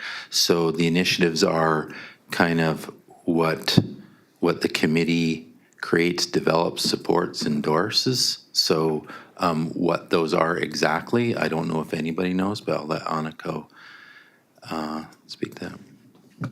Go through the chair to the board.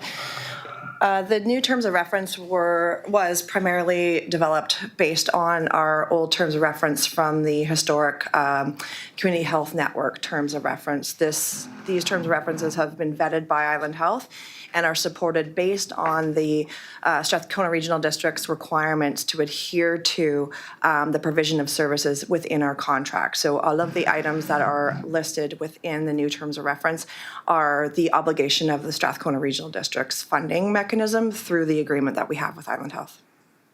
And certainly there are likely initiatives and projects that we will seek additional funding for as they become available to us through different initiatives, through different programs. Okay, Director Mawini. Thank you, Chair. I had one more comment, and that was that I noticed that the plan is to appoint or directors or committee members, and they were only going to serve 1-year terms. And I was just curious if there had been considered operating on a 2-year alternating term, just to consider and include a little bit more continuity on the committee to retain knowledge and allow smoother transmissions, if that was considered. Or Thank you, through the chair again. The appointments were considered as part of our conversations with Island Health. Certainly, we do know that we've had some challenges in the past with the way that the terms of reference have and committee membership has been evolved previously. However, most of these terms allow representation for subsequent years. And because we've had challenges with trying to go out to seek additional memberships on a yearly or bi-yearly basis, this is the most effective and efficient use of our coordinator or representative's time to ensure that we do have full representation. Okay, on receipt? Nope. Sorry, we're past that. We have a motion on the floor. All in favor? Opposed? Seeing none, motion's carried. C. Chair, I move that the board appoint 3 members to the committee, to the Community Health and Wellness Committee, and I would move, if the directors would accept, Director John Rice, Director Ron Kerr, Director Kermit Dahl to be the appointed members. Second. Director Sinnott, discussion? All in favor? Opposed? Seeing none, motion is carried. Director Rice. Thank you, Chair. Item number 6, Electoral Area D Water Meter Initiatives. suspension of rates, I'd like to move that the report from the Chief Administration Officer be received. Second. Wow. Director Chapman. Discussion. Director Rice? I'll make it quick. Thank you, Chair. I do want to thank staff and the CEO for the energetic meeting that we had on this. Thank you for listening to me. I think we've worked everything out, and I can see the logic on this. So the next step is to look forward to the public-facing communications that will follow this to inform the public why these rates are going to be suspended for this period of time. Thank you. Thank you. So still on receipt. All in favor? Opposed?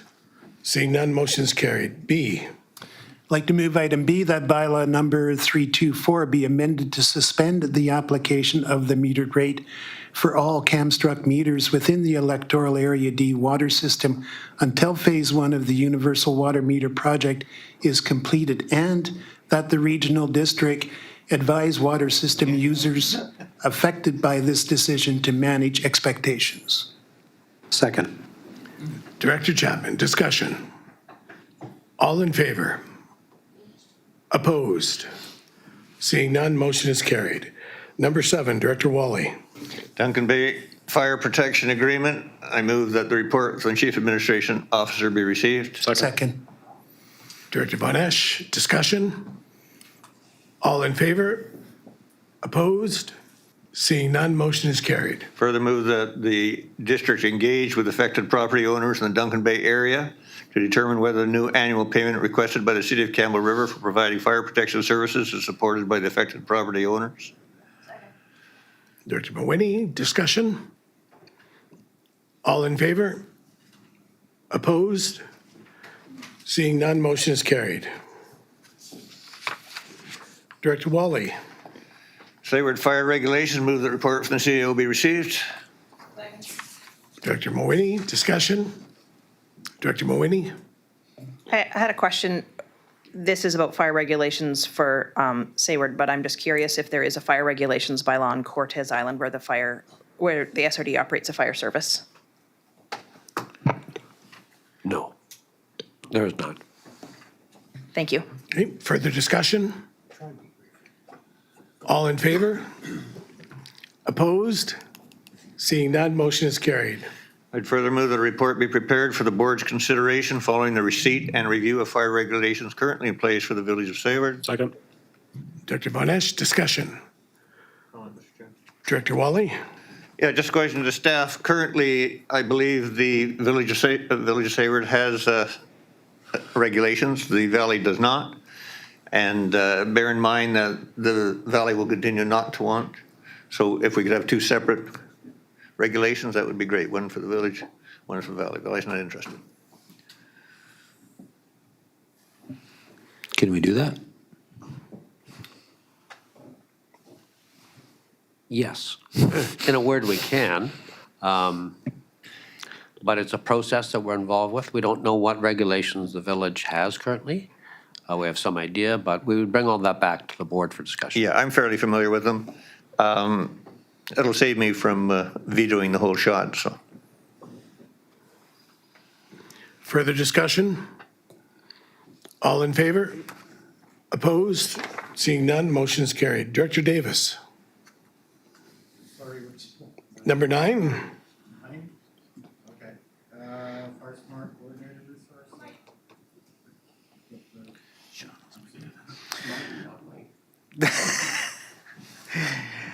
Yeah, Fire Smart Coordinator Resource, that the report be received. Director Wally, discussion? Sean will speak to this.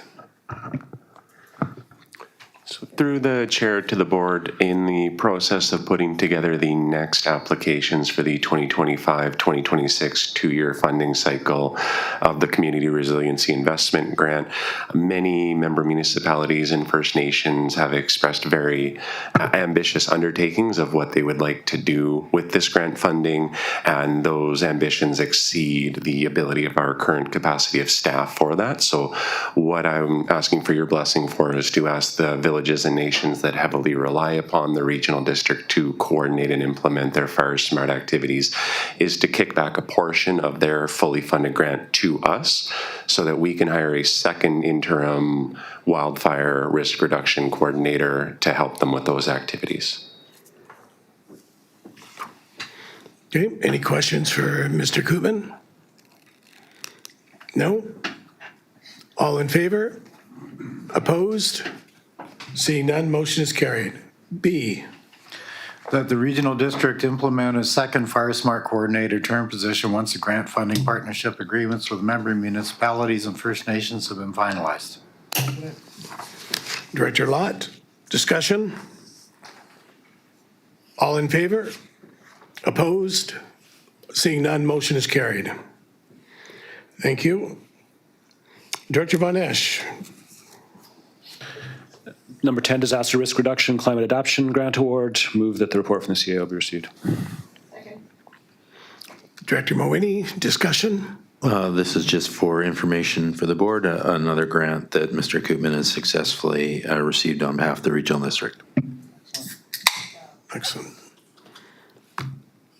All in favor? Opposed? Seeing none, motion is carried. Director Kerr, would you like to take number 11, please? I move that the report from the Chief Administrative Officer be received. Second. Director Wally, discussion? Sean can speak to this. Thank you. Through the chair to the board, this grant is focused primarily on communications, establishing a commercial frequency network to connect our communities to each other communities in British Columbia, and the provincial regional emergency operations centers, as well as providing Village and First Nation staff with incremental wages so that they can undertake the activities that are being recommended in this grant. I just want to draw attention to the budget in that this is an older version of the grant. The Village of Tassis has taken away the ambition to procure a drone, and they're instead going to put that into staff wages instead. And even though the deadline to apply for this grant was last month, the application has been submitted, and because that has to be submitted by the deadline, and UBCM has given us a special leeway to submit this resolution after the fact. Any further discussion? Director Sinnott? Yes, thank you. I'm quite happy that we're going this way because I think the discussion from our chair with respect to the fire was that the communications was poor. So this is going to address some of those shortfalls that we found. Correct. Any further discussion? Director Mowini? Thank you, Chair.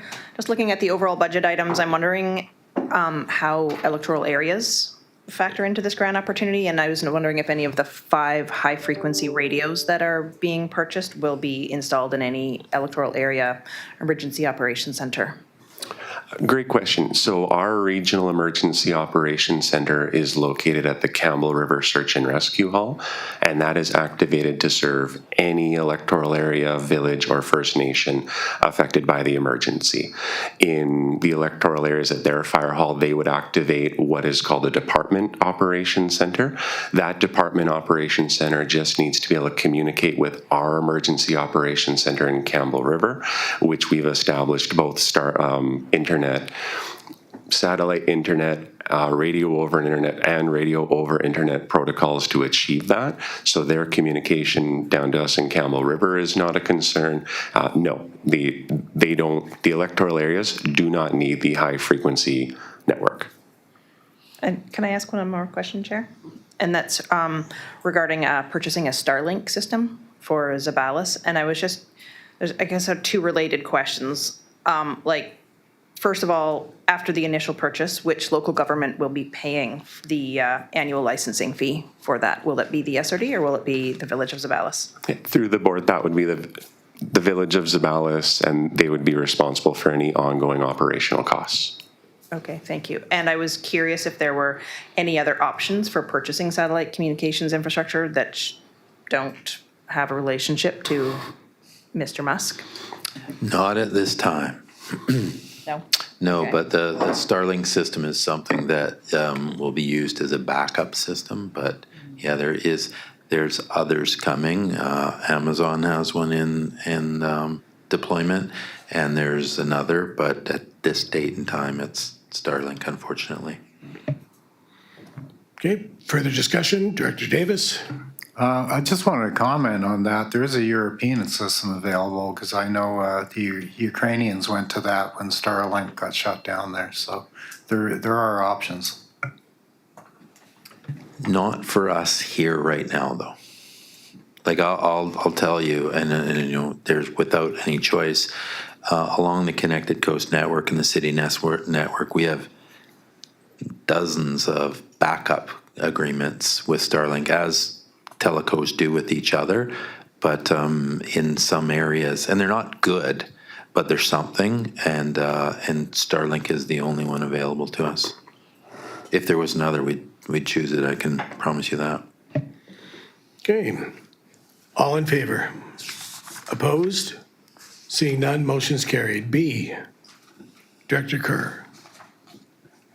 Move that an application be submitted to the 2025 Emergency Operation Center Grant Program of the Union of BC Municipalities for enhancing emergent response on behalf of the local government and First Nations entities identified in the February 14th, 2025 report from the Chief Administrative Officer, and that the Strathcona Regional District commit to overall management of the grant if the application is successful. Director Morwini, second. Discussion? All in favor? Opposed? Seeing none, motion is carried. You.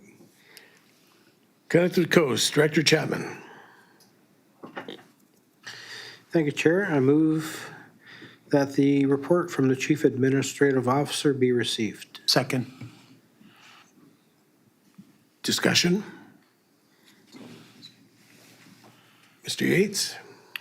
Thank you, Mr. Chairman. So the report really deals with some resolutions which are outstanding and coming to this board as the sole shareholder for the Strathcona Connected Coast Network Corporation. And really the intent is to keep us in good standing with the province.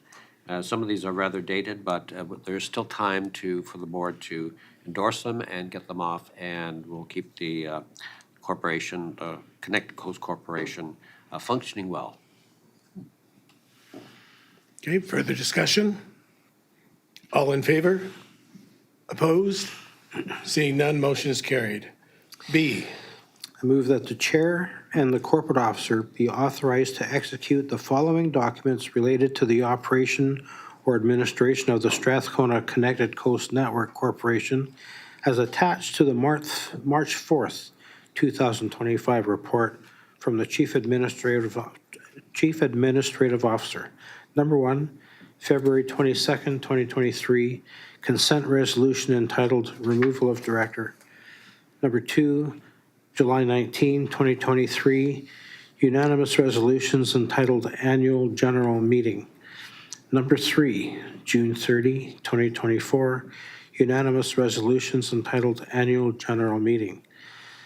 Number 4, June 30, 2024, special consent resolution entitled Alteration to Articles. And 5, undated unanimous resolution entitled Annual General Meeting. Second. Director Von Esch, discussion? All in favor? Excuse me, opposed? Seeing none, motion is carried. Excuse me. Director Rice. Thank you, Chair. Item 13, support for last mile connectivity funding for electoral area D. I'd like to move that the report from the Chief Administration Officer be received. Second. Director Lott, discussion? All in favor? Opposed?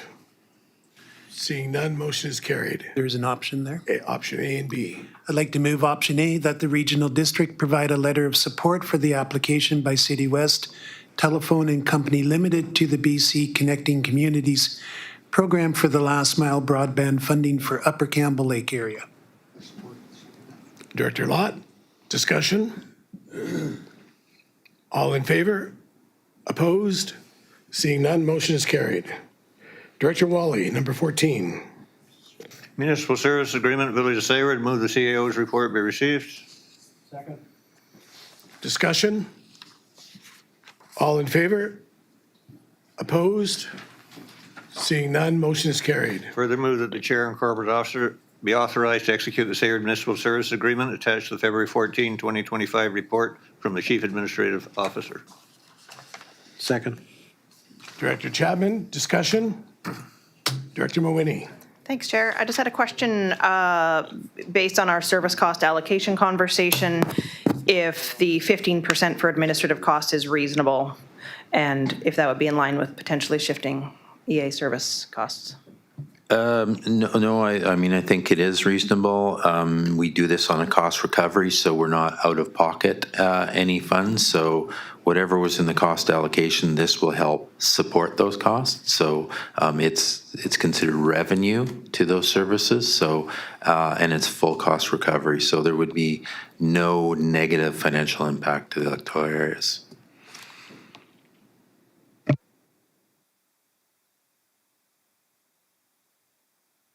Opposed? Seeing none, motion is carried. Director Wally. Kelsey Center information request, remove that the report from the CEO be received. Second.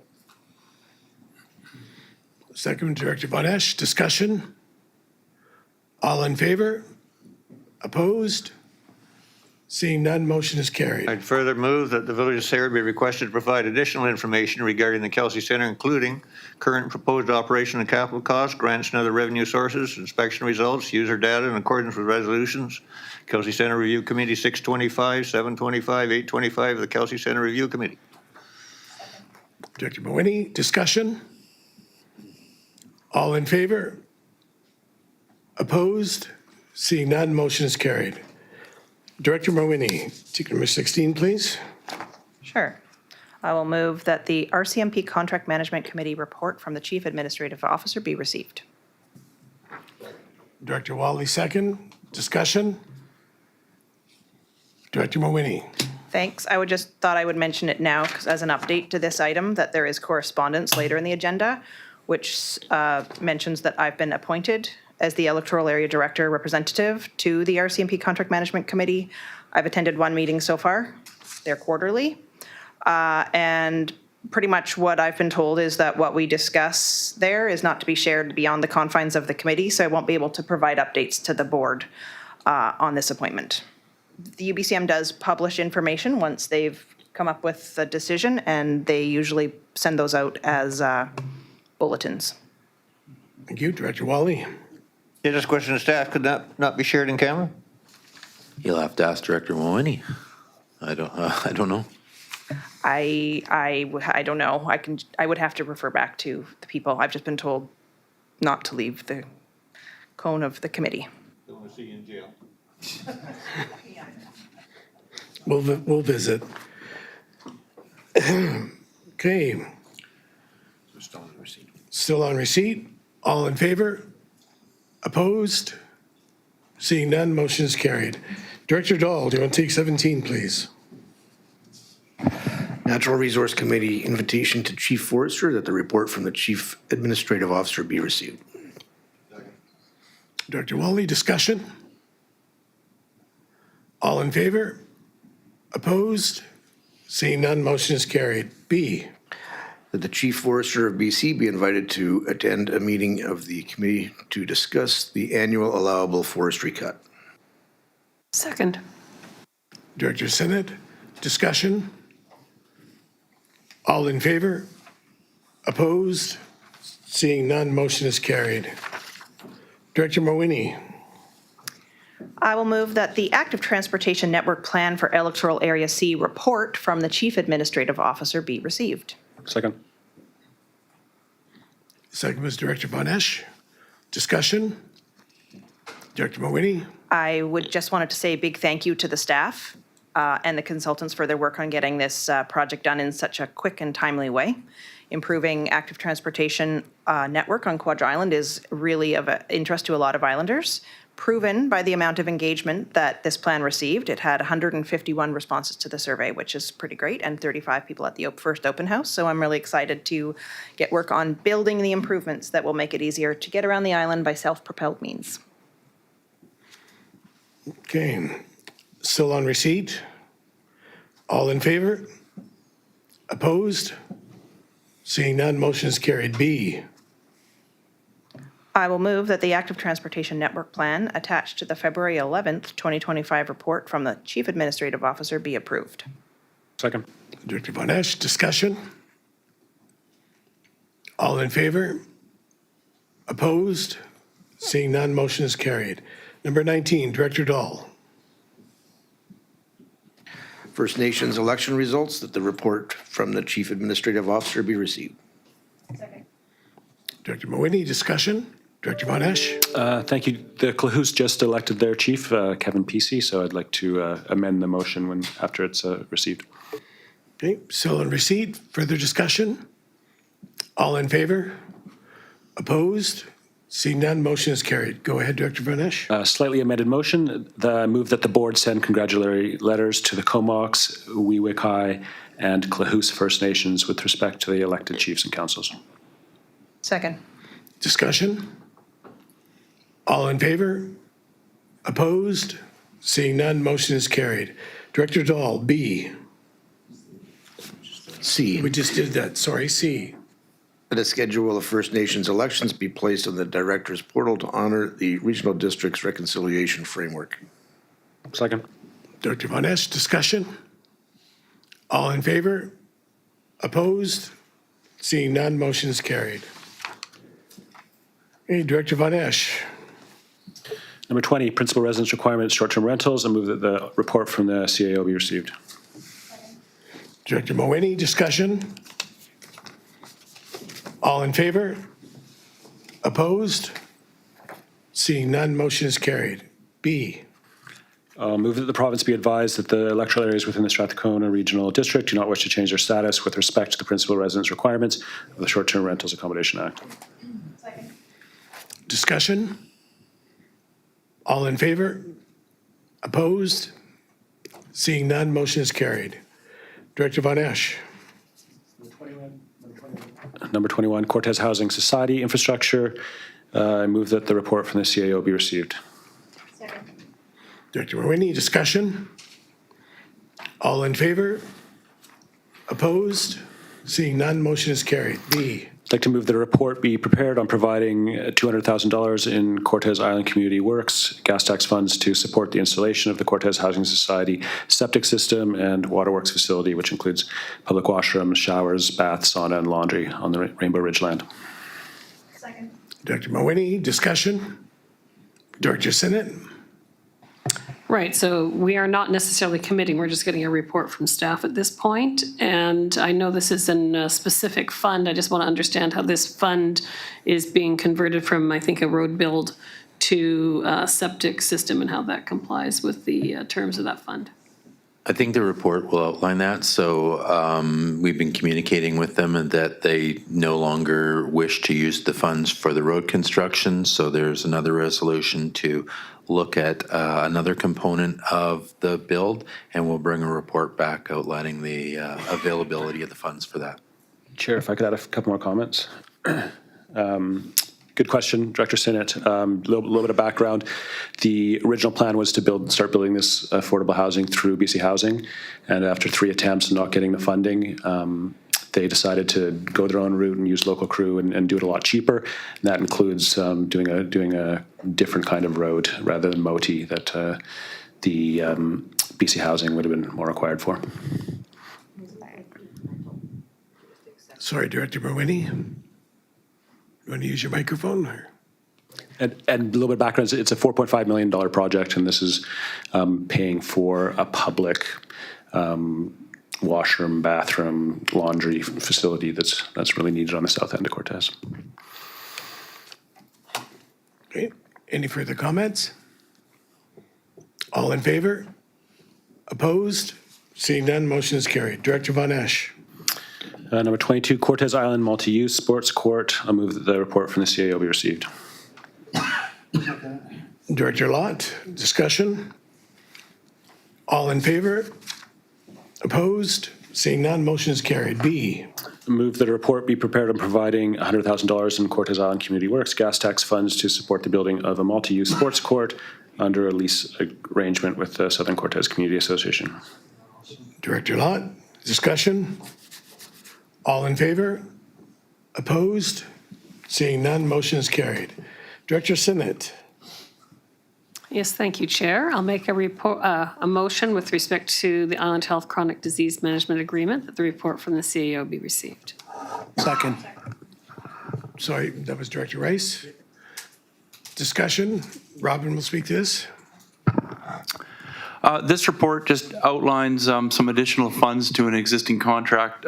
Staff at Strathcona Gardens work monthly with the Island Health community, and there's been an increased demand in the services we provided. So this allows for additional participants and to extend time in participants in several different programs. Thank you. Any discussion? Director Sinnott? Yeah, it's actually directed to the CEO Chair, if I may.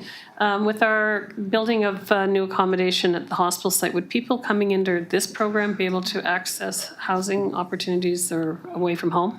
Yeah, I mean, we have two opportunities there. For one is healthcare workforce housing, and the other is anyone accessing, health and medical needs in the lodge. So both fit. You're going to fit one category or the other if you're needing some kind of medical care or work in the profession.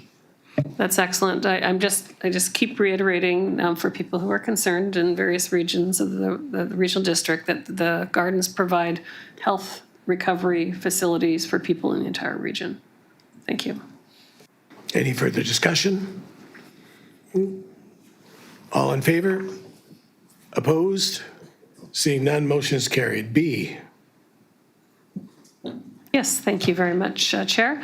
I'll make a motion that the modification agreement attached to the March 21st, 2025 report from the CEO be approved.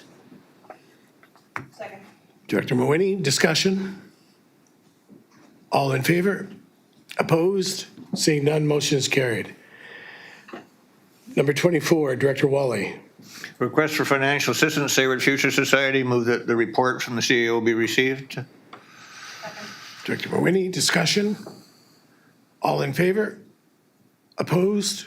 Seeing none, motion is carried. Move that the board approve a grant for the Sayward Future Society in the amount of $1,500 to assist with the cost of the 2025 Canada Day celebrations to be paid from the Electoral Area A grant and aid budget. Director Mawhinney, discussion? All in favor? Opposed? Seeing none, motion is carried.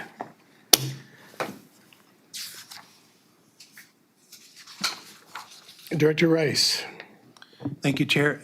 Item 25, request for financial assistance, museum at Campbell River. I'd like to move that the report from the Chief Administration Officer be received. Second. Director Sinnott, discussion? All in favor? Opposed? Seeing none, motion is carried. I'd like to move item B, that the board approve a grant for the museum at Campbell River in the amount of $2,750 to assist with the costs associated with the 2025 public programming to be paid from Electoral Area D's grant and aid budget. Second. Director Sinnott, discussion? All in favor? Opposed? Seeing none, motion is carried. Director Rice. Item 26, request for financial assistance, Electoral Area D, that the report from the Chief Administration Officer be received. Second. Director Sinnott, discussion? All in favor? Opposed? Seeing none, motion is carried. I'd like to move item B, that the board approve grants and aids to be paid from Electoral Area D grant and aid budget as follows. Item 1, $2,000 to the Campbell River Citizens on Patrol to assist with the 2025 operational expenses. Item 2, $5,000 to the Campbell River Seawolves Football Club to assist with costs associated with the start of a new football program, and Item number 3, $3,000 to the Strathcona Wilderness Institute to assist with core operations. Second. Director Senate, discussion? All in favor? Opposed? Seeing none, motion is carried. Director Mawhinney. Thank you, Chair. I will, number 27, requests for financial assistance for electoral area C. Move that the report from the Chief Administrative Officer be received. Dr. Wally, discussion? All in favor? Opposed? Seeing none, motion is carried. I will move that the board approve grants and aid to be paid from the electoral area C grant and aid budget as follows. $1,000 to the Quadra Island Chamber Music Society to assist with the 2025 Chamber Music Festival, and $2,500 to the Quadra Cat Rescue to assist with controlling the unwanted cat population on Quadra Island. Director Wally, discussion? All in favor? Opposed? Seeing none, carried. Director Lanyon. Bylaw 1. I thought we were moving deferral of that. Yeah. Yeah, I'd move deferral of this to a committee of the whole or a general meeting. A board meeting on March 31st. Sounds good. Discussion? All in favor? Opposed? Seeing none, motion is carried. Number 2, Director Rice. Thank you, Chair. Bylaw number 581, Electoral Area D Wood Debris Removal Service. I'd like to move that the report from the Chief Administration Officer be received. Second. Director Chapman, discussion? Just a quick note, just for the public record, there was quite a petition going around the community to put a stop to this. That didn't hit the numbers that it needed to. So again, I'll be moving the recommendations on this. Thank you. Discussion? Director Mawhinney? Oh, do I have to comment? Oh, sorry. No. All in favor? Opposed? Seeing none, motion is carried. I'd like to move item B, that bylaw number 581, Bean Electoral Area D Wood Debris Removal Service establishing bylaw 2024, be now reconsidered, finally passed, and adopted. Second. Director Chapman, discussion? All in favor? Opposed? Seeing none, motion is carried. Director Mawhinney. Bylaw number 586, Butte Inlet Zoning Amendment. Move that the report from the Chief Administrative Officer be received. Director Wally, discussion? Bless you. All in favor? Opposed? Seeing none, motion is carried. Move that the report on the public hearing for bylaw number 586 and all related records be received. Director Wally, discussion? All in favor? Opposed? Seeing none, motion is carried. I'll move that bylaw number 586 be given third reading. Director Wally, discussion? All in favor? Opposed? Seeing none, motion is carried. And I will move that bylaw number 586, being Quadra Island zoning bylaw 1990, amendment number 151, be reconsidered, finally passed and adopted. Director Wally, discussion? Opposed? Oh, almost had you. All in favor? Yeah, just making sure you're still awake there. Number 4, Director Vonesh. Bylaw number 589, Cortes Island Fire Protection Extension into Tyra Bay. Move that the report from the Chief Administration Officer be received. Second. Director Mawhinney, discussion? All in favor? Opposed? Seeing none, motion's carried. Move that bylaw number 589 be given third reading. Director Mawhinney, discussion? All in favor? Opposed? Seeing none, motion is carried. I'll move that bylaw number 589 be authorized for approval on the basis of participating area consent, and if obtained, if not, it be forwarded to the Inspector of Municipalities for approval. Director Mawhinney, discussion? All in favor? Opposed? Seeing none, motion is carried. Director Kerr. Thank you. I move that the report from the Chief Administrative Officer be received. Second. Director Chapman, discussion? Director Mawhinney? Thanks, Chair. I just didn't see mentioned anywhere in the report the length of time which the Vancouver Island Regional Library has signed the lease for. I was just wondering about that from the $1.25 million investment lens in the leased location. Maybe Director Rice has some information on that? We may have Ben Lanyon online. Is he? Oh, he left. Sorry, we had the CEO of the library board online, but no longer. He was online. He could have told you. Yes. I'm acting as chair. Yeah, I know. I think this has got to do with the original agreement is lapsed or is elapsing, and so this is just renewing it. Yeah, I think what they did is they scaled it down, the cost, but if I understand the question correctly, is that they're going to be leasing a piece of land, and I don't know what the term of that lease is. We had Ben Lanyon on, but no longer, so I can ask him. I just don't know what that answer is right now. Okay, still on receipt. All in favor? Opposed? Seeing none, motion's carried. B. Director Kerr. Okay, so B, the bylaw number 592 being a bylaw to amend the indebtedness agreement between the Regional District and the Vancouver Island Regional Library, now be introduced and read a first time. Second. Director Chapman, discussion? All in favor? Opposed? Seeing none, motion's carried. C. And that the rules be suspended and bylaw number 592 be given second and third readings. Second. Director Dahl, discussion? All in favor? Can you hear me all right? Opposed? Sorry. Is somebody trying to speak? I don't know. It sounded like Ben Lanyon, or Ben Hyman. Hi there. Who's online on the phone?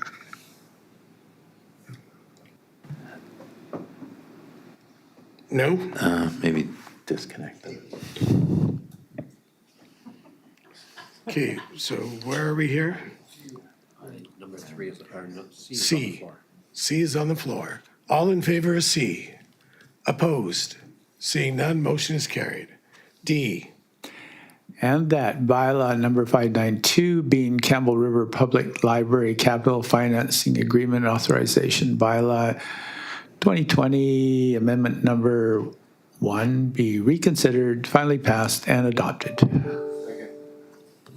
Second, Director Dahl, discussion? All in favor? Opposed?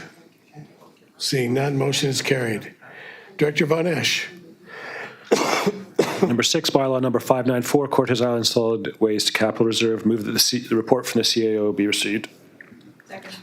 Director Mawhinney, discussion? All in favor? Opposed? Seeing none, motion is carried. I'll move that bylaw number 594, being a bylaw to repeal the Cortes Island Solid Waste Capital Reserve Fund bylaw and transfer the existing reserves for operating purposes, be now introduced and read the first time. Director Mawhinney, discussion? All in favor? Opposed? Seeing none, motion is carried. Move that the rules be suspended, bylaw number 594 be given second and third readings. Director Mawhinney, discussion? All in favor? Opposed? Seeing none, motion's carried. Move that bylaw number 594 being Cortes Island Solid Waste Capital Reserve Fund repeal bylaw 2025 be now reconsidered, finally passed and adopted. Director Mawhinney, discussion? All in favor? Opposed? Seeing none, motion's carried. Director Rice, number 7. Bylaw number 595, 596, and 597, Liquid Waste Management Planning Service. I'd like to move that the report from the Chief Administration Officer be received. Second. Director Chapman, discussion? All in favor? Opposed? Seeing none, motion is carried.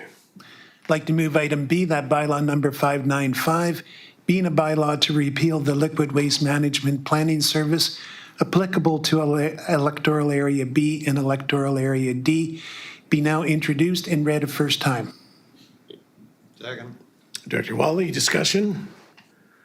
All in favor? Opposed? Seeing none, motion's carried. I'd like to move item C, that the rules be suspended and bylaw number 595 be given second and third readings. Second. Director Chapman, discussion?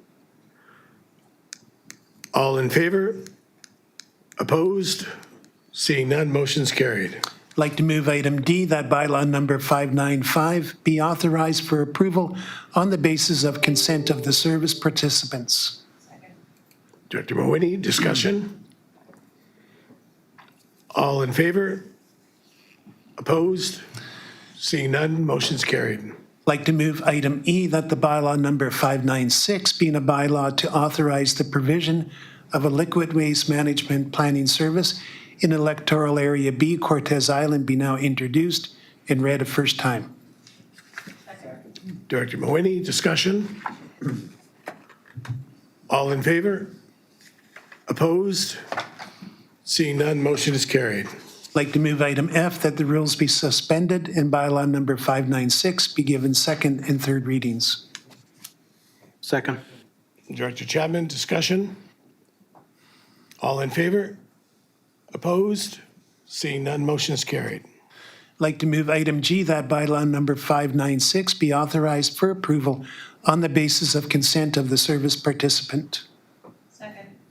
Director Mawhinney, discussion? All in favor? Opposed? Seeing none, motion is carried. I'd like to move item H, that bylaw number 597, being a bylaw to authorize the provision of a liquid waste management planning service in electoral area D, Oyster Bay, Buttle Lake, be now introduced and read a first time. Second. Director Chapman, discussion? All in favor? Opposed? Excuse me, motion is carried. I'd like to move item I, that the bylaw number 597 be given second and third readings. Director Mawhinney, discussion? All in favor? Opposed? Seeing none, motion is carried. I'd like to move item J, that bylaw number 597 be authorized for approval on the basis of consent of the service participant. Second. Director Chapman, discussion? All in favor? Opposed? Seeing none, motion is carried. I'd like to move item K, that bylaw numbers 595, 596, and 597 be returned for further consideration by the board following the approval by the Inspector of Municipalities. Second. Director Chapman, discussion? All in favor? Opposed? Seeing none, motion is carried. Correspondence goes 1 through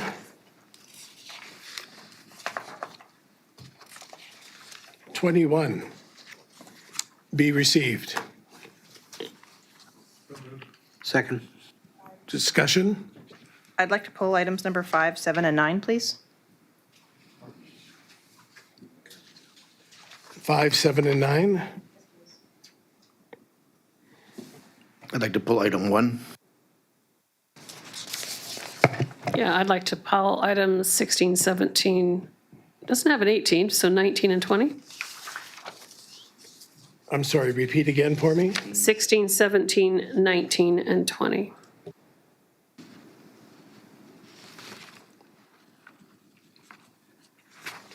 Okay.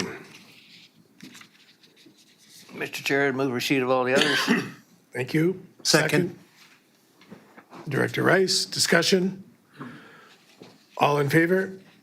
Opposed? Seeing none, motion is carried. Director Dahl, you're up first.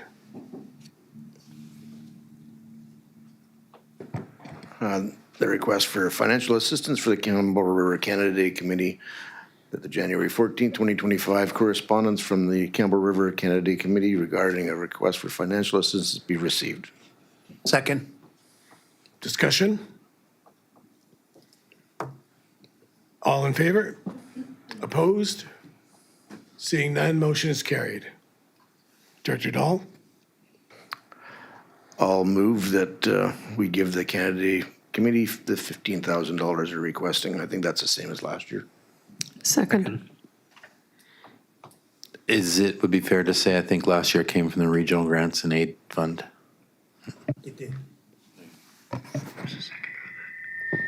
I missed the second. Who's the second? Director Sinnott? Thank you. All in favor? I had a comment. Oh, you had a comment? Director Question. Von Esch? Thank you, Chair. Just wondering, how much do we have in the regional grant and aid? And is there a application process, or do organizations just send an email like this? We have a budget amount. Mike, do you know what that is offhand? It's either 50 or 75? It's 75. 75,000.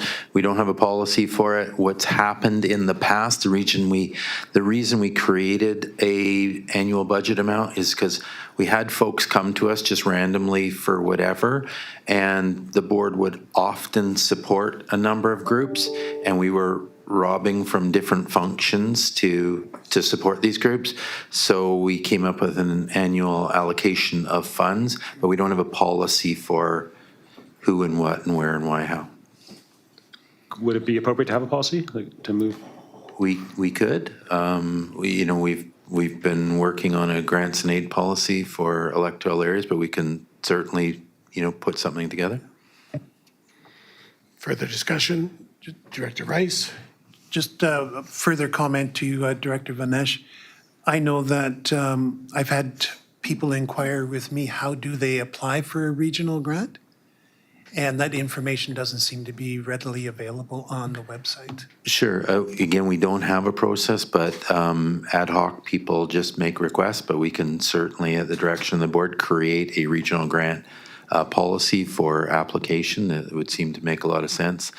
Without that, though, you never have a shortage of people coming and requesting funds.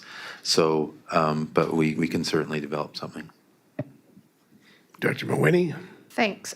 Just to the question about if we have a process, well, there is on the SRD webpage under the Your Government tab, we see under Legislative Resources, it has a link to a page for grant and aid, and there is a form there that I encourage all of my constituents and applicants to fill out when they're applying for a grant and aid. It asks some pretty clear questions, and yeah, there is a page on the website.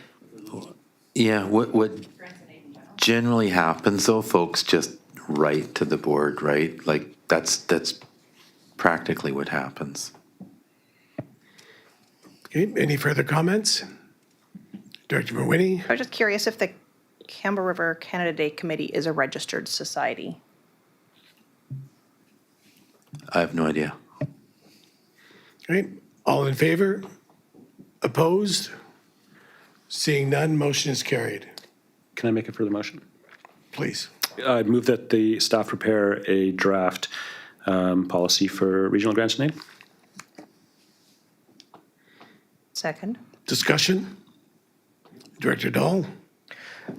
I'm going to vote in opposition to this. I don't see any reason to try to find more administrative work for the staff to do. They've got plenty to do. The system's been working. It's not really complicated, and it's not a large amount of money, so I'm not going to support the motion. Thank you. Director Wally? I think I'm going to have to agree with my colleague, Director Dahl, over there on this one. I'm not in favor of forming policies, and I expect that for electoral area grant and aid requests, we get the same standard that we agreed to for regional grant and aid requests. I think we're all adults here, and we can decide to refuse one or accept one as we see appropriate. Thank you. Director Von Esch? Yeah, I'm not questioning that it's not working. I think it's like working for who, and how can we be more transparent? And I know there has been support from the board to look at the grant and aids from electoral areas. So I'm just confused around why you'd want a policy for electoral areas but not for regions. Okay, thank you. So all in favor? Opposed? Motion's defeated.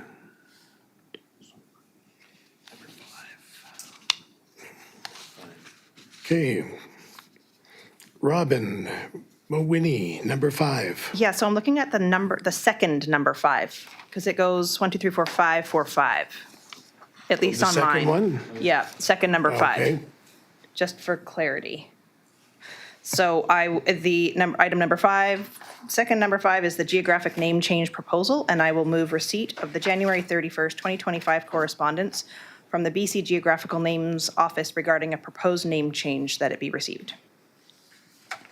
Okay. Do I have a second? Second. Director Davis, discussion? Director Mawhinney? Thank you, Chair. Following receipt of this correspondence, I have a follow-up motion. All in favor? Opposed? Seeing none, motion is carried. Director Mawhinney? Thank you, Chair. I would move that the Strathcona Regional District Board provide support for making Warriors Bar the official name of the bar in the Hamathko River at the mouth of Rasmussen Creek, with gratitude to the Chilcotin National Government for bringing this change forward. Second. Second, Director Von Esch. Discussion? All in favor? Opposed? 3 opposed, 4 opposed, 5 opposed, 6 opposed. It's a fail. We only have 12. It's a fail. Can we get the other directors? Can you put your hands up, please? 1, 2, 3. Ben, what's that? Ben? Ben Lanyon? Ben, are you opposed? Ben, are you opposed? Okay, point of order, guys. Thank you.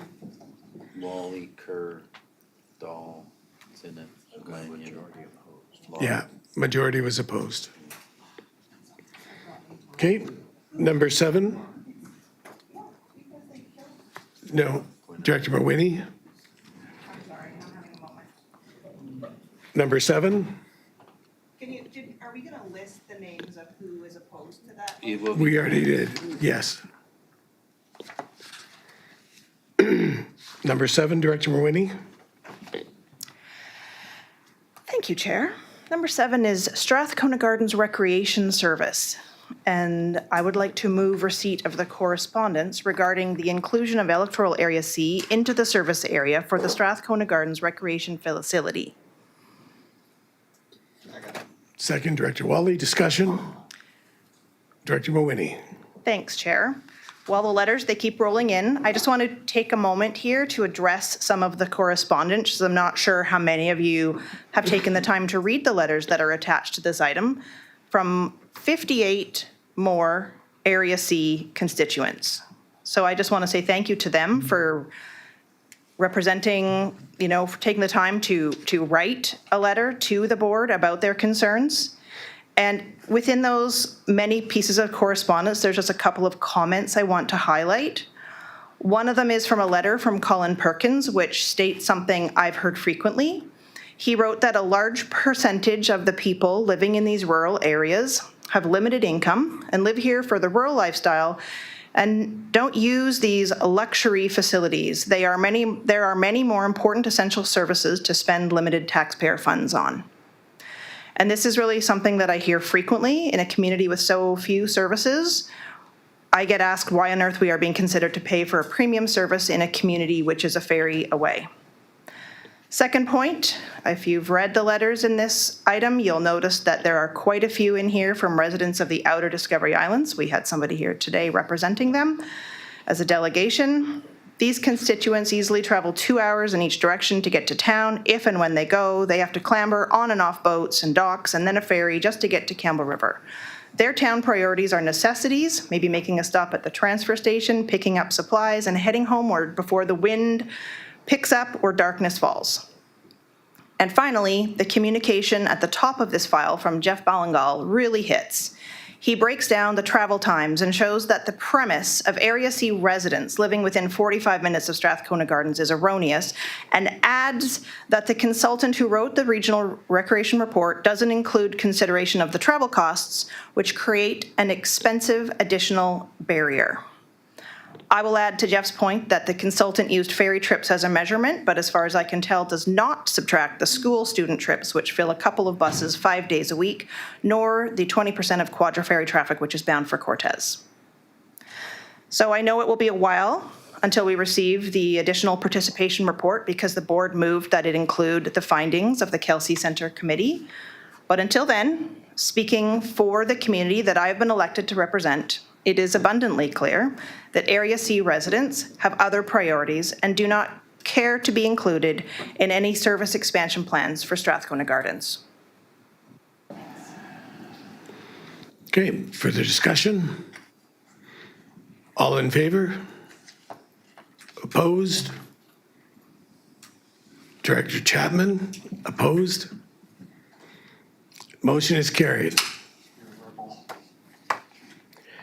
16. Number 9.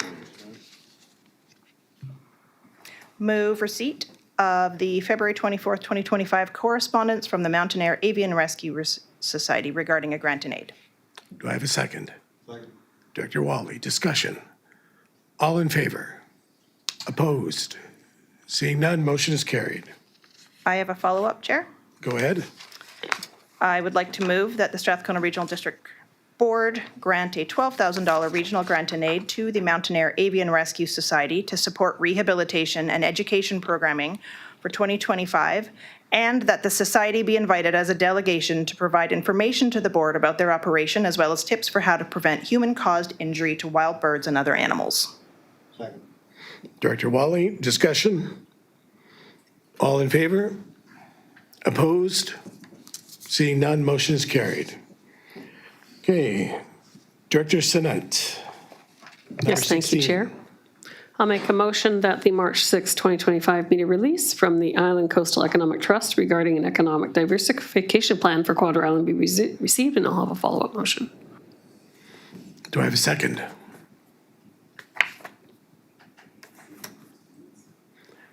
Second. Director Chapman, discussion.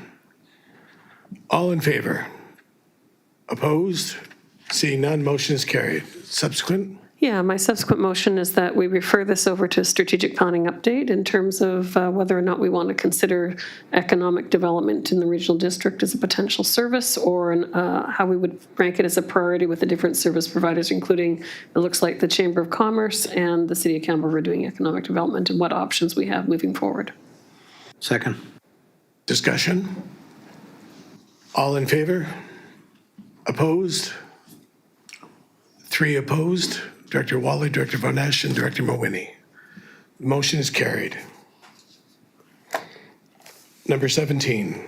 Yes, thank you, Chair. I'll move that the March 12th, 2025 invitation from BC Timber Sales to participate in the roadwork and timber harvesting plans for the Campbell River and South Coast Forest Districts be received. Second. Director Chapman, discussion? Of course, I'll have a subsequent. All in favor? Opposed? Seeing none, motion is carried. Subsequent, please. Yes, I'd have it referred over to the Natural Resources Committee if possible for coming back with a position for submission to BC Timber Sales. And if not, we'll just get that we don't have it and we'll just handle it at the city. But I would like to have the SRD have some views. Second. Director Dahl, discussion? Director Mawhinney? I think it's the sort of form that you have to go online and fill out your thoughts. So are you hoping that the Strathcona Regional District has a position that we go in and fill out all of the different little clear-cut areas that they're proposing in their maps? Have you looked at the maps that are associated with this item? I have not looked at the maps, but it was an invitation to Mr. Yates as I saw it. So it's an SRD invitation, I think, to participate. So I think the SRD may have a role. Maybe it doesn't. By the time the Natural Resources Committee may or may not get together and come back. Director Wally? Yeah, I'd just like to make a suggestion, directors. Obviously, you've planned in advance the motions you're going to make on these receipt of reports. I wonder if it'd be possible to submit those motions you're going to make to Edith beforehand, so they come out with part of the agenda. We can see what you're going to propose, and we have time to think about it in the future. You're very complimentary. I did not. I'm just very eloquent, apparently. You are. Okay, so number 17, all in favor? Opposed? Seeing none, motion's carried. Number 19. Yes, that the March 14th, 2025 news release from the Civic Info BC regarding provincial support for community firefighting be received. Second, Director Kerr. Discussion? All in favor? Opposed? Seeing none, motion is carried. And my motion and subsequent is just to get a short report back from our people in charge of the fire safety generally, if there's any resources that would be available to us or applications we can make to support our fire services in the region, if staff are prepared to do that. I don't want to overburden them, but it seems that there's some money now to support volunteers. Okay. It was a motion to get a report back from staff as to how we can utilize the funding potential here. Second. Second. Director Chapman, discussion. Director Mawhinney. Thank you, Chair. Maybe the CAO can weigh in this. I just thought that maybe the regional fire administration piece that we've instigated would be sort of already taking the lead on that kind of thing.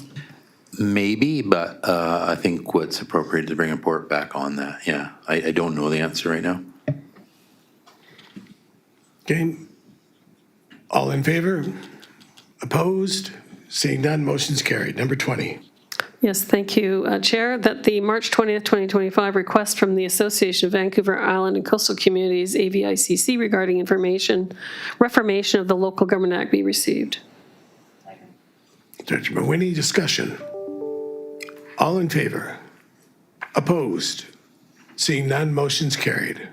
I know this isn't the favorite topic, but I've heard from time to time there's much reformation that needs to be done with regional districts. Perhaps it's already on the work plan, but could we get a staff report? My motion would be for a staff report to support any initiatives that we want to propose with respect to this initiative. That was the motion. Requesting a staff report so we can get back on the issue of reforming the Local Government Act. Do I have a second? Second. Director Chapman, discussion. All in favor? Opposed? Seeing none, motion is carried. Members' reports. North Island 911 budget.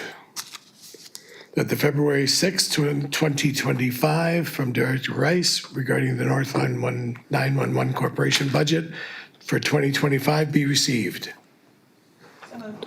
Second? Second. Discussion? Director Rice? Thank you, Chair.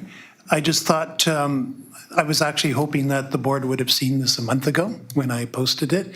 Just to give you a heads up of that, again, in this tax cycle, there is about an 8% increase coming from the North Island 911 Corporation.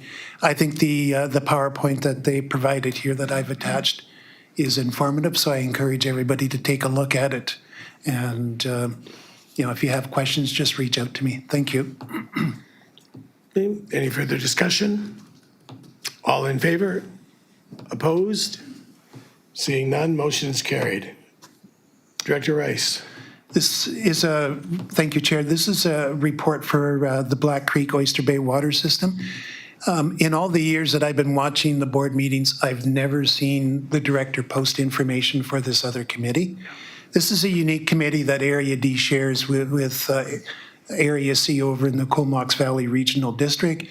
We're two participants, and we have to agree on everything going forward, otherwise nothing moves. So this is just basically an update of what is the 2025 water increase for folks that are south of the Driftwood Restaurant all the way to the Oyster River. So again, they forecasted a 2.5% increase in water, which was pretty good. And you'll also see that little different over there. They have a parcel tax on houses. That is actually to replace water infrastructure. So I've given details for the folks, what that parcel tax is looking for. Thank you. So on receipt. We have no motion on the floor. Move receipt of the report from Director Rice. Thank you. Second. Thank you. Director Wally, discussion? All in favor? Opposed? Seeing none, motion is carried. Number 3. I'd like to move item number 3, that the February 8th, 2025 report from myself regarding the Oyster River Fire Protection Service be received. Second. Director Mawhinney, discussion? All in favor? Discussion. Director Rice. Again, just for the public record, this is the tax increase for the Oyster River Fire Department. Again, taking a look at it, it provides enough information. The fire protection area that we have in Area D for the Oyster River starts at York Road and goes all the way to the Oyster River. They were able to put together this year's budget. It's about a $2 increase per 100K, so pretty reasonable service.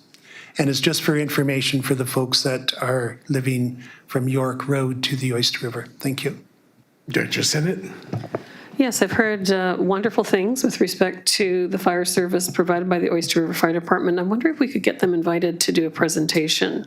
I particularly hear that their captain is very accomplished, and it'd be interesting to understand how the volunteer system works.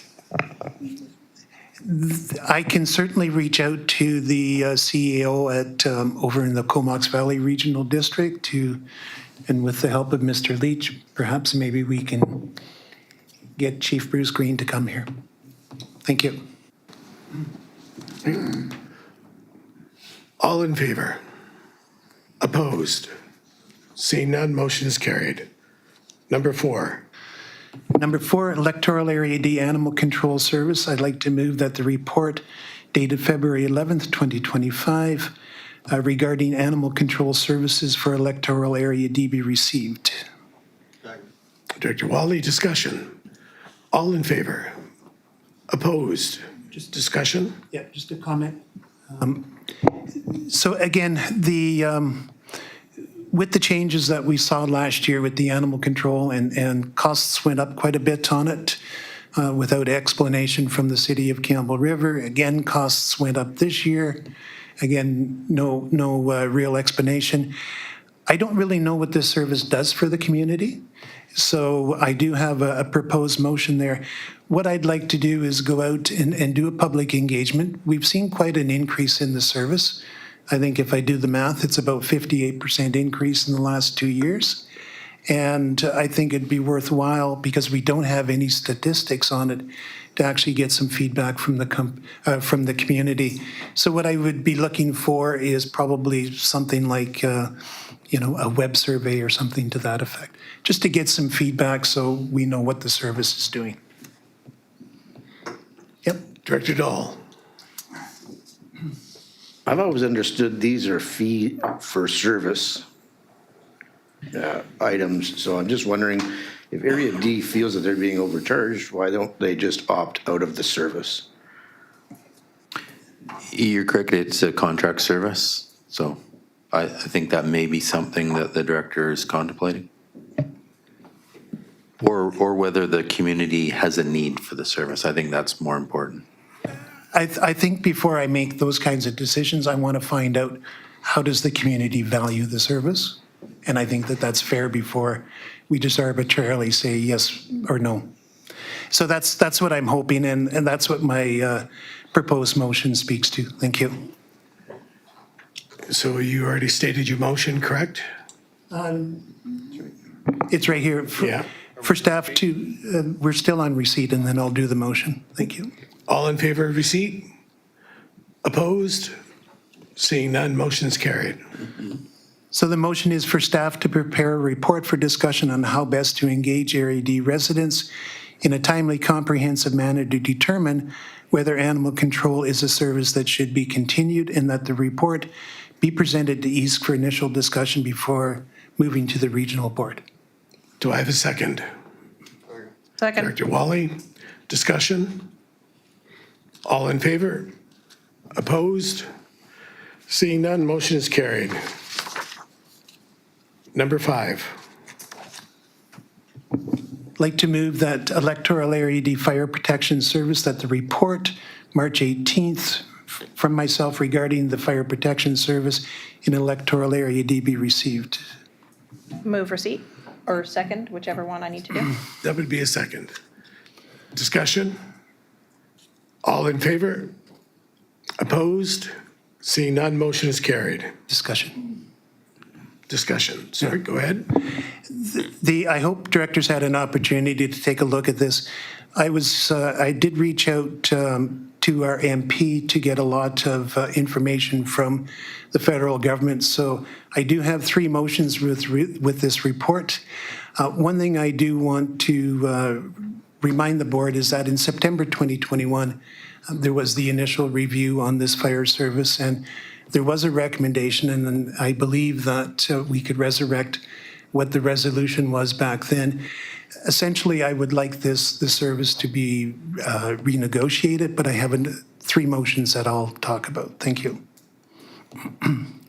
Okay, so on receipt, all in favor? Opposed? Seeing none, motion's carried. Go ahead. So the first motion is for staff to continue investigating a potential partnership with the First Nations community, Nenegwas, and report back to EASC. Director Mawhinney, discussion? All in favor? Opposed? Seeing none, motion is carried. Motion number 2 for staff to investigate if there is potential for a partnership with the Oyster River Fire Department and to report back to EASC. Director Mawhinney, discussion? All in favor? Opposed? Seeing none, motion's carried. And the third motion, if there was a better motion, that, like Tom was saying, that there was one from 2022. I think the motion that you've written there would be quite adequate for the. Thank you.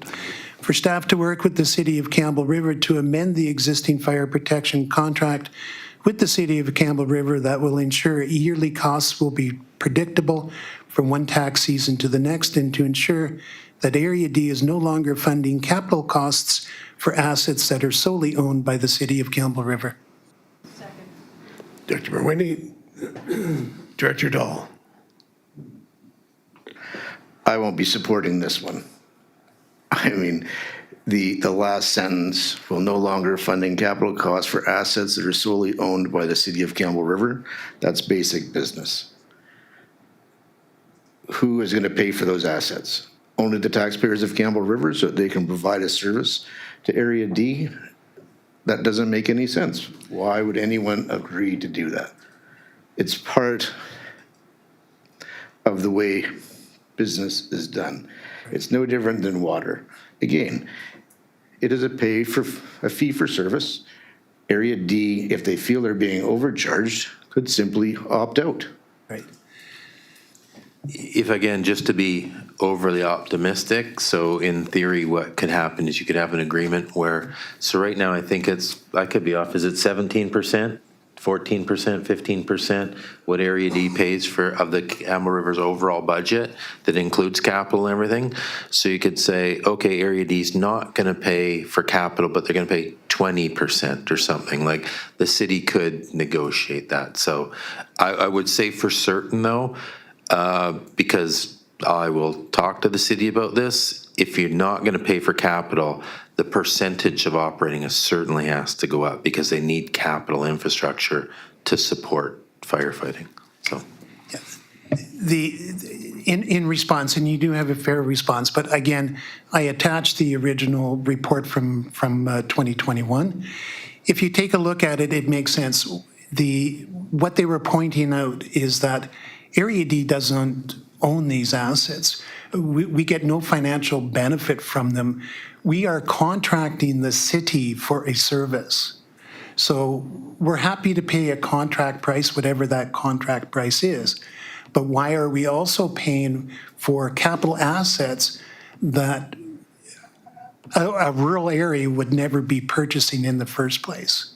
That's where I'm going with this. And what I mean by that is that you take a look at, you've got extensions for your ladder trucks and those kinds of things. Rural areas don't need that, and yet we've been funding that for the last 45 years. When you take a look at what a rural area needs for fire departments, it's concerning that you now have a fire department that is how large, what is going to be the needs on that? Why would Area D be funding your fire departments? We're happy to pay a contract price, and just remember that we don't own these assets, and I understand that some of these assets are needed to provide the service. Build that into your contract price. That's what I'm looking for. And the other part to this is that Area D doesn't have any say in this. And if we don't get the heads up, what we see is, come budget time, all of a sudden, you're ramping up to, start building that next fire hall. We have no control over your operational budgets. We don't want them. We have no say over, the placement of your fire halls, those kinds of things. So build it into your contract price so that we can say from one year to the next, this is what we're going to pay. And, we can build inflation into that. We can do all sorts of things with that. But we need the stability. If you go back and take a look at the requisition that has happened prior to my time sitting here, at one point there, it was up to $80 per 100K. This is what the consultant's report showed, was that there's this inconsistency because it's at the desires of the city of Campbell River when you're going to purchase the next big capital item. And those are big capital items. And all of a sudden, just like last year, that was quite a hefty increase. I'm thankful that, we didn't see the same increase this year. But if we'd continued on that same premise, this year would have been also another big increase, ramping up for your capital assets. And next year would have even been bigger. What I'm trying to look at is, let's get some stability so we can actually do some financial planning in Area D. We have a lot of services that we need to focus on, and it's quite shocking when we go into budgets and all of a sudden everything that I'm thinking of has to be set aside because this service just went up. How much? That's all I'm saying. Okay, first Director Chapman, then Director Dahl. I think Director Dahl can go first. I think he's got a response. Okay, go I just want to respond to Director Rice and say that ultimately you do have all of the control because you can simply opt out. So if you feel that you're being overcharged, talking about whether it's 7%, 17%, or we change it to 20+%, so the numbers still come out to the same thing, building things, hiding them into your contract price. Ultimately, the one person that has all of the control is Area D Director. You can simply opt out. And then you can have all of those assets that you don't feel that you are getting right now. You have complete use of all of those assets at a very small portion of the cost. Or you can opt out and have 100% of the cost. So really, you do have the most control. Director Chapman? You're old when you can give a history on how some of these went. Back in the 80s, it was municipalities did contract firefighting services to electoral areas, and I'm talking provincially, and it's different in each area. And the contract prices were established with escalators built in, and then after about 10, 15 years, the electoral areas thought they were getting ripped off. So then they said, well, look, let's examine the budget and we'll share a portion of your budget. And typically they shared based on assessment. And that went on for a while. And some of them are now reverting back to just a contract service. And it basically, what's it worth to you? And as our CAO said, there'll be escalators built in to compensate for capital, because we can't provide the service without the capital. So I'm not necessarily opposed to negotiating this, but I think motion number 3 is maybe premature until motion 2 has been fully examined and resolved before moving to the last option, which would be number 3, using Campbell River. Thank you. Anyone else? Director Sinnott?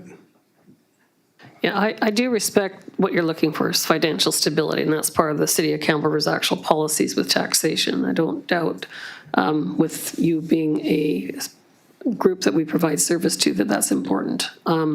It is the last part and understanding that the city doesn't always have control. Right? We have union contracts that are, as people understand, they're sort of controlled out of New York City.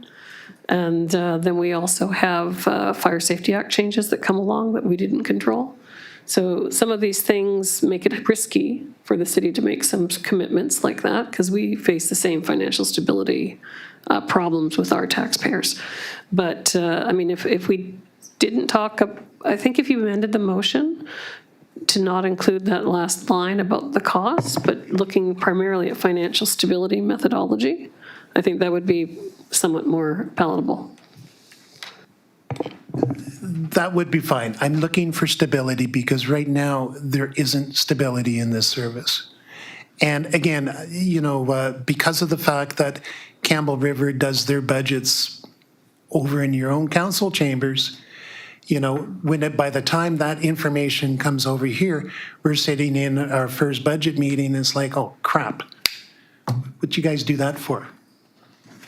You know, because everything that, and literally for the last 2 years, I've had to put things on hold that I would like to do because I'm taking a look, I'm trying to be mindful of the fact that people only want to see how much of a tax increase every year. And let's be real, it's getting a little bit challenging to, you know, balance things in a half decent way. So that's all I'm looking for is give us some financial stability in what we can plan for in terms of the requisition and let us know, is it going to be a 2% or a 3% or a 4% increase without getting into all of a sudden it's a $25 per 100K increase this year and next year it's going to be even more. Does that make sense? Well, it always makes sense that you want stability and planning predictability. I'm just saying that sometimes it's not easy for us as well at the table, but I understand as an important relationship that we might have to talk to our CAO here and our CAO at the city and how to make sure that that's smoother for everybody. But I'm not sure what we're going to do with the motion, if we're going to amend it right now. I'm happy to amend the motion and we can remove the part where Area D is no longer funding capital assets. But I do want the understanding that we're looking for something that's going to provide some stability. Thank you. So if that's a friendly or is that? That's a friendly. It says amended. Second. Who originally seconded the motion? You did? So you get the call. I'm fine. You're fine? If that's what Bryce wants. Yeah. Okay, further discussion? All in favor? Opposed? Seeing none, motion is carried. Thank you. Management reports, none. New business, Director Dahl.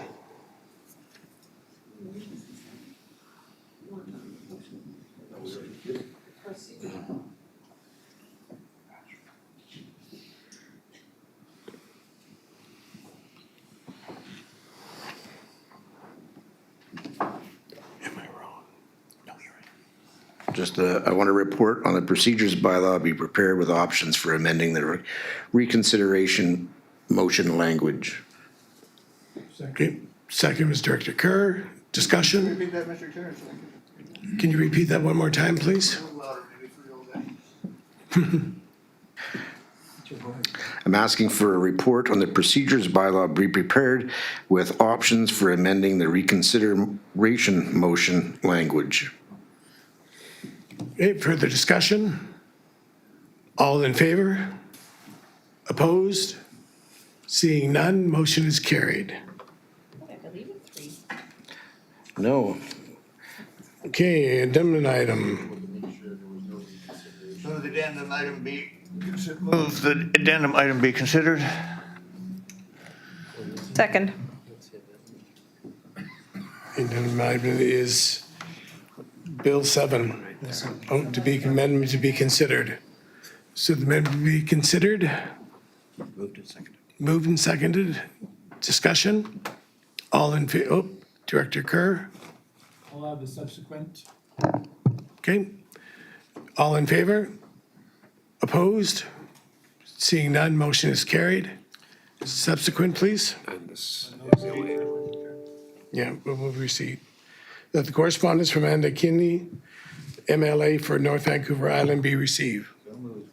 Second. Discussion? All in favor? Opposed? Seeing none, motion's carried. Go ahead, Director Kerr.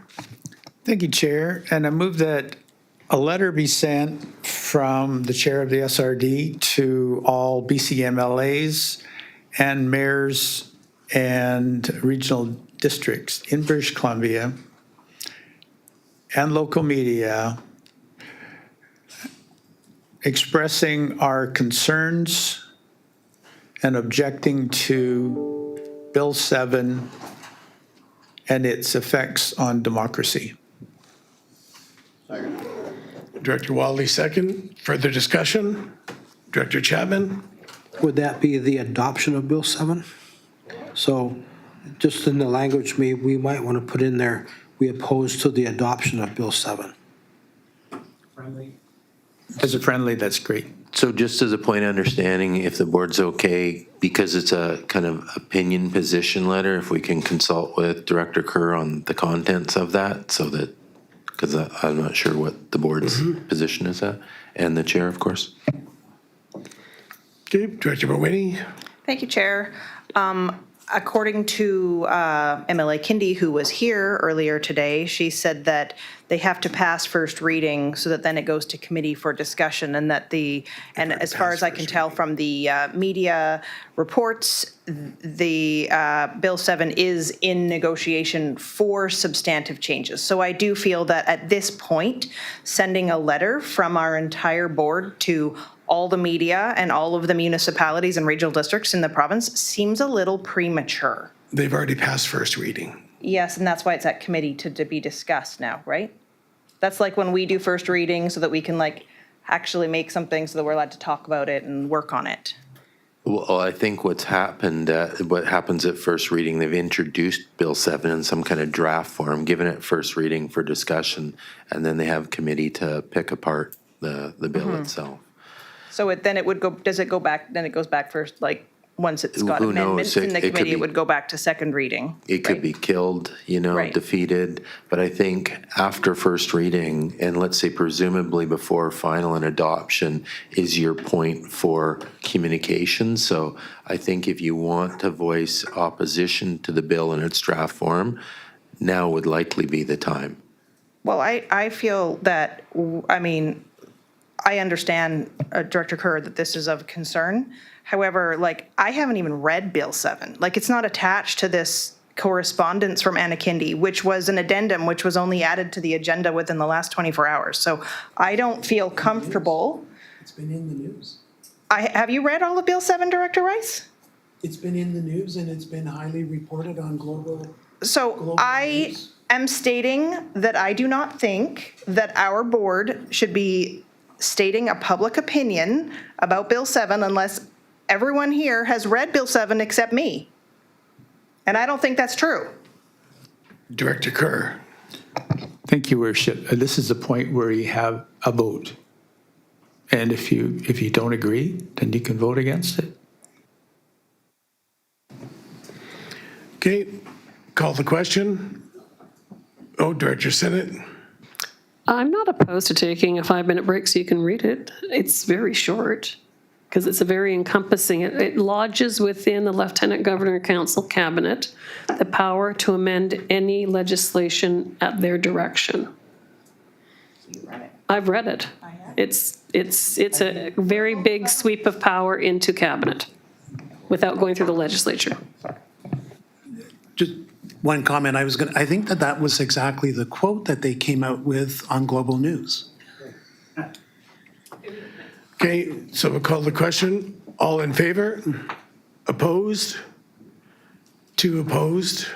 The motion is carried. Okay. No, it's too soon. Stay longer.